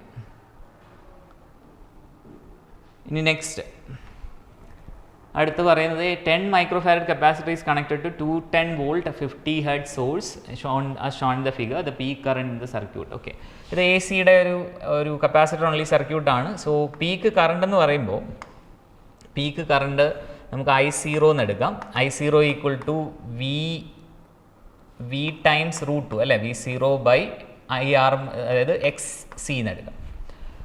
ഇമ്പിഡൻസിൻ്റെ ടേമിലോട്ടാണ് നമ്മൾ എഴുതുക. അപ്പോൾ വി തന്നിരിക്കുന്നത് 210 ആണ്, ടൈംസ് √2 ഡിവൈഡ് ബൈ XC എന്ന് പറയുമ്പോൾ 1/C ഒമേഗയാണ്. That is I0 equal to 210 times √2, പിന്നെ സിയുടെ വാല്യൂ മുകളിൽ തന്നെ കൊടുക്കാം, 10 ടൈംസ് 10⁻⁻⁶ 2πf ആണ് അല്ലേ, ഫ്രീക്വൻസിയിലല്ലേ നിൽക്കുന്നത്. 2π ടൈംസ് 50, ഇതെല്ലാം കൂടെ മൾട്ടിപ്ലൈ ചെയ്യുമ്പോൾ ആണ് നമുക്ക് ആൻസർ കിട്ടുക. അപ്പോൾ അത് മൾട്ടിപ്ലൈ ചെയ്യുമ്പോൾ ഐ തിങ്ക് 0.93 സംതിങ് കിട്ടും. ഓക്കെ, എന്തായാലും ചെയ്ത് നോക്കുക. അപ്പോൾ 0.93 അടുപ്പിച്ച് കിട്ടുമെന്ന് നോക്കുക. ഓക്കെ, അപ്പോൾ ഇതും ഇക്വേഷൻ വളരെ ബേസിക്കാണ്, പക്ഷേ കാൽക്കുലേഷൻ നമ്മൾ ചെയ്തെടുക്കണം എന്നേ ഉള്ളൂ. ഓക്കെ, ചെയ്യാൻ പറ്റുന്നതാണ് കേട്ടോ. ഇനി അടുത്ത് metallic bar of Young's modulus 0.5 times 10⁻11 Nm/m². Then the coefficient of linear expansion തന്നിട്ടുണ്ട്, ലെങ്ത് തന്നിട്ടുണ്ട്, ഏരിയ ക്രോസ് സെക്ഷൻ തന്നിട്ടുണ്ട്, ഹീറ്റ് ചെയ്ത്. അപ്പോൾ തെർമൽ എക്സ്പാൻഷനുമായിട്ട് ബന്ധപ്പെട്ടാണ്, തെർമൽ സ്ട്രെസ്സുമായിട്ട് ബന്ധപ്പെട്ടാണ്. അപ്പോൾ നമുക്കറിയാം തെർമൽ സ്ട്രെസ്സിലെ ഫോഴ്സ് അല്ലെങ്കിൽ തെർമൽ സ്ട്രെസ്സിൻ്റെ ഇക്വേഷൻ എന്ന് പറയുന്നത് ആൽഫ വൈ ഡെൽറ്റ ടി ആണ്. So F is equal to alpha y a delta T ആണ്. ദാറ്റ് ഈസ് ആൽഫയുടെ വാല്യൂ എന്ന് പറയുന്നത് ആൽഫയുടെ വാല്യൂ 10⁻⁻5 ആണ്. വൈയുടെ വാല്യൂ 0.5 ടൈംസ് 10⁻+11 ആണ്. ഏരിയ വന്നിട്ട് 10⁻³ ആണ്. ഡെൽറ്റ ടി എന്ന് പറയുന്നത് 100 ആണ്. അപ്പോൾ അവിടെ കെൽവിനിലാക്കേണ്ട ആവശ്യമില്ല, കാരണം ചേഞ്ച് ആണ്. അപ്പോൾ എന്തായാലും 100 തന്നെ കിട്ടും. അപ്പോൾ ഇതെല്ലാം കൂടെ മൾട്ടിപ്ലൈ ചെയ്ത് കഴിഞ്ഞാൽ എത്ര കിട്ടുക? അപ്പോൾ നമ്മൾ നോക്കിക്കഴിഞ്ഞാൽ ഒരു 10⁻6 3, അപ്പോൾ ഒരു 50 അല്ലേ. 0.5 ടൈംസ് ഒരു 10⁻6 വരും. പിന്നെ ഒരു 2 ഉണ്ടല്ലേ. ഓക്കെ, അപ്പോൾ ഒരു 5 എഴുതാമല്ലോ, കാരണം ഇതുമായിട്ട് 6 വരും. പിന്നെ ഇത് രണ്ടും കൂടെ ഒരു -1 വരും. 6ൽ നിന്ന് -1 പോയിട്ട് 5 ആവും. അപ്പോൾ ഇതിനെ എനിക്കൊരു 50 ടൈംസ് 10⁻³ എന്ന് എഴുതാം. സോറി, +3 എന്ന് എഴുതാം. 50 ടൈംസ് 10⁻³ ന്യൂട്ടൺ എന്ന് പറയും. ഇതാണ് നമുക്ക് കിട്ടുക. ഇതും അത്യാവശ്യം അറിയാവുന്നൊരു കാര്യമാണ്, ഒരുപാട് തവണ പറഞ്ഞിട്ടുണ്ട്. ഈ തെർമൽ സ്ട്രെസ്സിൻ്റെ ഐഡിയ വളരെ ഇമ്പോർട്ടൻ്റ് ആണ്. ഓക്കെ, അതുമായിട്ട് തന്നെ ചോദിച്ചു. നെക്സ്റ്റ് അടുത്ത് പറയുന്നത് an iron bar of length L of magnetic moment M is bent in the middle of its length such that two arms make an angle 60 with each other, the magnetic moment of the new magnet. ഇപ്പോൾ magnetic dipole മൊമെൻറ്റിൻ്റെ ഐഡിയയിൽ നിങ്ങൾ മാഗ്നറ്റിന് എന്തെങ്കിലും വ്യത്യാസം വരുത്തുമ്പോൾ ശ്രദ്ധിച്ചിട്ടുണ്ടാവും. അതായത് ഇപ്പോൾ ഒരു L ലെങ്ത്തും M magnetic മൊമെൻറ്റും ഉള്ളൊരു സാധനത്തിനെ നമ്മൾ ബെൻഡ് ചെയ്യുകയാണ്, അതിൻ്റെ പകുതി ലെങ്ത്ത് വെച്ചിട്ട് ബെൻഡ് ചെയ്യുക എന്നാണ് പറയണത്. അപ്പോൾ ഇത് L/2 ആണ്, ഇതും L/2 ആണ്. അപ്പോൾ ഈ ഒരു ദൂരം എന്തായിരിക്കും? ഇവിടെ അവർ 60 ഡിഗ്രിയാണ് തന്നിരിക്കുന്നത്. അപ്പോൾ സ്വാഭാവികമായിട്ട് ഇത് L/2 ആണ്, കാരണം ഇതൊരു ഇക്വലാറ്ററൽ ട്രയാങ്കിൾ അല്ലേ. അപ്പോൾ L/2 ലെങ്ത് ഉള്ള ഒരു എഫക്റ്റീവ് നമ്മൾ ഇതിൻ്റെ ഇടയ്ക്ക് എഫക്റ്റീവായിട്ട് നോക്കിക്കഴിഞ്ഞാൽ L/2 ആണെങ്കിൽ ടൈംസ് M, ദാറ്റ് ഈസ് പുതിയ മാഗ്നറ്റിക് ഡൈപോൾ മൊമെൻ്റ് എന്ന് പറയുന്നത് പഴയതിൻ്റെ പകുതിയായിരിക്കും. ഓക്കെ, പഴയതിൻ്റെ പകുതിയായിട്ടായിരിക്കും വരും. പുതിയ മാഗ്നറ്റിക് മൊമെൻ്റ് എന്ന് പറയുന്നത് പഴയതിൻ്റെ പകുതിയായിട്ടായിരിക്കും. ഓക്കെ, ഇനി next, if the plates of a parallel plate capacitor connected to a battery are moved closer to each other, then the charge stored in it increases, energy stored in it decreases, capacitance increases, ratio of charge to potential remains the same, the product of charge and voltage increases. അപ്പോൾ എന്താ സംഭവിക്കുന്നത് നോക്കാം. ഒരു parallel plate കപ്പാസിറ്ററിൻ്റെ equation നമുക്കറിയാം, ε0 A/d ആണ്. അപ്പോൾ d ഞാൻ കുറച്ച് കഴിഞ്ഞാൽ C എന്തായാലും കൂടും, ഇൻവേഴ്സ്ലി പ്രൊപ്പോർഷണലാണ്. അപ്പോൾ സ്വാഭാവികമായിട്ടും എനർജിയുടെ ഇക്വേഷൻ എന്ന് പറയുന്നത് ½CV² ആണ്. അപ്പോൾ C കൂടിയ എനർജി കൂട്ടണം അല്ലേ, എനർജിയും കൂടണം. അപ്പോൾ സ്വാഭാവികമായിട്ടും ചാർജ് എന്ന് പറയുന്നത് Q = CV ആണ്. അപ്പോൾ സ്വാഭാവികമായിട്ട് അതും കൂടണം. കപ്പാസിറ്റൻസ് കൂടുമ്പോൾ എനർജി കുറയുകയല്ല, കൂടുകയാണ് ചെയ്യുക. കപ്പാസിറ്റൻസ് ഇൻക്രീസ് ചെയ്യും. Ratio charge to potential remains same. അത് എന്തായാലും സെയിം അല്ല. ചാർജ് ടു പൊട്ടൻഷ്യൽ എന്ന് പറഞ്ഞാൽ C ആണ്, അത് സെയിം അല്ല. പിന്നെ അതും വരുന്നില്ല. പ്രോഡക്റ്റ് ഓഫ് ചാർജ് അത് നമുക്ക് എനർജി വേണമെങ്കിൽ ക്യൂവിൻ്റെയും വിയുടെയും ടേംസിൽ എഴുതാമല്ലോ. അപ്പോൾ അത് മൂന്നും പറയാം. അപ്പോൾ ACE, ഓക്കെ, ACE ആണ് നമുക്ക് കറക്റ്റ് ആൻസർ ആയിട്ട് വരിക. Then the last question. Okay, ഇത്രയും ചെയ്തതിൽ എനിക്ക് തോന്നിയത് വളരെ സിമ്പിളാണ്. പൊതുവേ ചോദിക്കപ്പെടുന്ന 3-4 ക്വസ്റ്റ്യൻസ് വളരെ ഒന്ന് കുഴപ്പിക്കുന്ന, ഒന്ന് ട്രിക്കിയറാക്കി വെച്ചതേ ഉള്ളൂ. ഇത് ഞാൻ ആക്ച്വലി ക്ലാസ്സിൽ ചെയ്യിച്ചൊരു പ്രോബ്ലമാണ്. അപ്പോൾ ഈ ക്വസ്റ്റ്യൻ തന്നെ കണ്ടപ്പോൾ എനിക്കും ഇത് ചെയ്ത് കാണുമെന്ന് വിശ്വസിക്കുകയാണ് കേട്ടോ. അപ്പോൾ അതിൽ നമുക്ക് ഡയമെൻഷൻ അനാലിസിസ് വെച്ചിട്ടാണ് നമുക്ക് കണ്ടുപിടിക്കേണ്ടത് ഏത് ഫാക്ടർ ആയിരിക്കും തന്നിരിക്കുന്നതിൽ, ഏത് ഓപ്ഷൻ ആയിരിക്കും ഡയമെൻഷനലി ശരിയല്ലാത്ത. അപ്പോൾ സംഭവം വളരെ എളുപ്പമാണ്. mL(T⁻²) ആണ് ഫോഴ്സിൻ്റെ.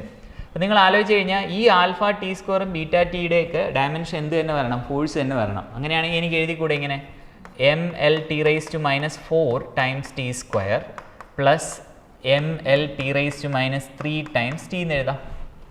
എന്തായാലും -2 വന്നാൽ മതിയല്ലോ. ഓക്കെ, അപ്പോൾ ഇനി α/β ചെയ്ത് നോക്കുകയാണെന്ന് വെച്ചാൽ ഞാൻ എളുപ്പത്തിൽ എന്തായാലും മൾട്ടിപ്ലൈ ചെയ്താൽ അത് കിട്ടുമെന്ന് എനിക്ക് തോന്നുന്നില്ല. സോ α/β ചെയ്ത് നോക്കുകയാണ്. mL(T⁻⁻4) divide by mL(T⁻3). അപ്പോൾ ബാക്കി മിച്ചം വരുന്ന ഒരു T⁻1 ആണ്. സ്വാഭാവികമായിട്ട് ഇതിനെ ഞാനൊരു ടൈം കൊണ്ട് മൾട്ടിപ്ലൈ ചെയ്താൽ ആൻസർ ഡയമെൻഷൻ ഇല്ലാതാവും. അപ്പോൾ α/T/β ആയിരിക്കും. എന്ത് എളുപ്പത്തിൽ കിട്ടി. ഓക്കെ, ഇതാണ് നമ്മുടെ ഈ 2024 നീറ്റ് ക്വസ്റ്റ്യൻ വന്നത്. എന്തായാലും ക്വസ്റ്റ്യൻസ് എല്ലാം വളരെ എളുപ്പമുള്ള ക്വസ്റ്റ്യനുകളായിരുന്നു. നിങ്ങൾക്കെല്ലാം ചെയ്യാൻ പറ്റിക്കാണുമെന്ന് ഞാൻ വിശ്വസിക്കുകയാണ്. ആദ്യത്തെ കൊണ്ടുവരാൻ നോക്കിയത് പോട്ടെ. അപ്പോൾ എല്ലാ ക്വസ്റ്റ്യനുകളും ചെയ്യാൻ പറ്റിക്കാണുമെന്ന് വിചാരിക്കുകയാണ്. 180-ൽ 180 കിട്ടുന്ന ഒരു ക്വസ്റ്റ്യൻ ആയിരുന്നു ഇത്.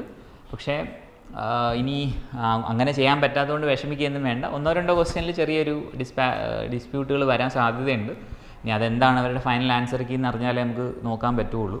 പക്ഷെ എന്തായാലും ആൽഫയെ സംബന്ധിച്ച്, ആൽഫയിൽ പഠിച്ച കുട്ടികളെ സംബന്ധിച്ചും വളരെ നല്ല രീതിയിലുള്ളൊരു പ്രിപ്പറേഷൻ അവിടെ നടന്നിട്ടുണ്ട്. അപ്പോൾ അത് ആ കുട്ടികൾ മാക്സിമം നന്നായിട്ട് തന്നെ ഉപയോഗിച്ച് കാണുമെന്ന് വിശ്വസിക്കുകയാണ്. അപ്പോൾ എന്തായാലും നമ്മൾ ക്വസ്റ്റ്യൻ ചെയ്തതിൽ ഇപ്പോൾ ഞാൻ പറഞ്ഞില്ലേ, ഞാൻ പേഴ്സണലി ഹാപ്പി ആയ ഒരു കാര്യം വെച്ചാൽ ക്വസ്റ്റ്യൻ കണ്ടപ്പോൾ വളരെ അത്യാവശ്യം നമ്മൾ ക്ലാസ്സിൽ ചെയ്യിച്ച എല്ലാ പാറ്റേണിലെ ക്വസ്റ്റ്യൻസും അതിനകത്തുണ്ട്. അപ്പോൾ അത് കുട്ടികൾ നന്നായിട്ട് എഴുതി കാണുമെന്നുള്ളൊരു വിശ്വാസം എനിക്കുണ്ട്. ഇനി അങ്ങനെ ചെയ്യാത്തവർ അത് മനസ്സിലാക്കുക. നമ്മൾ ക്ലാസ്സിലിരിക്കുമ്പോഴും ക്ലാസ്സിൽ ശ്രദ്ധിച്ചിരിക്കണം എന്ന് പറയുന്നതും അത് മനസ്സിലാക്കി ചെയ്യണമെന്നൊക്കെ പറയുന്ന ആ എഫേർട്ട് എന്ന് പറയുന്നത് വളരെ പക്കയായിരിക്കണം. എങ്കിലേ നിങ്ങൾക്ക് നിങ്ങൾ ഉദ്ദേശിക്കുന്ന റിസൾട്ടും കിട്ടുകയുള്ളൂ. അപ്പോൾ എന്തായാലും എല്ലാവരും ഈ പരീക്ഷ നന്നായിട്ട് എഴുതി കാണുമെന്ന് വിശ്വസിക്കുകയാണ്. അപ്പോൾ ഇതിൻ്റെ കൂടെ തന്നെ തുടർന്ന് ബാക്കിയുള്ള സബ്ജക്റ്റുകളുടെ ഡിസ്കഷൻസും ഉണ്ടാവും. ബാക്കിയുള്ള എഡ്യൂക്കേഷനിലായിട്ടും അതുപോലെ തന്നെ മോട്ടിവേഷനിലായിട്ടും പരീക്ഷകളെക്കുറിച്ചും ഒക്കെ ഉള്ള എല്ലാ വീഡിയോസും നിങ്ങൾക്ക് ഈ ചാനലിലും കിട്ടും. അപ്പോൾ അത് കാണാനും ബാക്കിയുള്ളവരെ അറിയിക്കാനുമായിട്ട് ഈ ചാനൽ സബ്സ്ക്രൈബ് ചെയ്യുക. അപ്പോൾ എന്തായാലും എല്ലാവർക്കും നല്ലൊരു റിസൾട്ട് കിട്ടട്ടെ എന്ന് ആശംസിക്കുകയാണ്. Okay, thank you.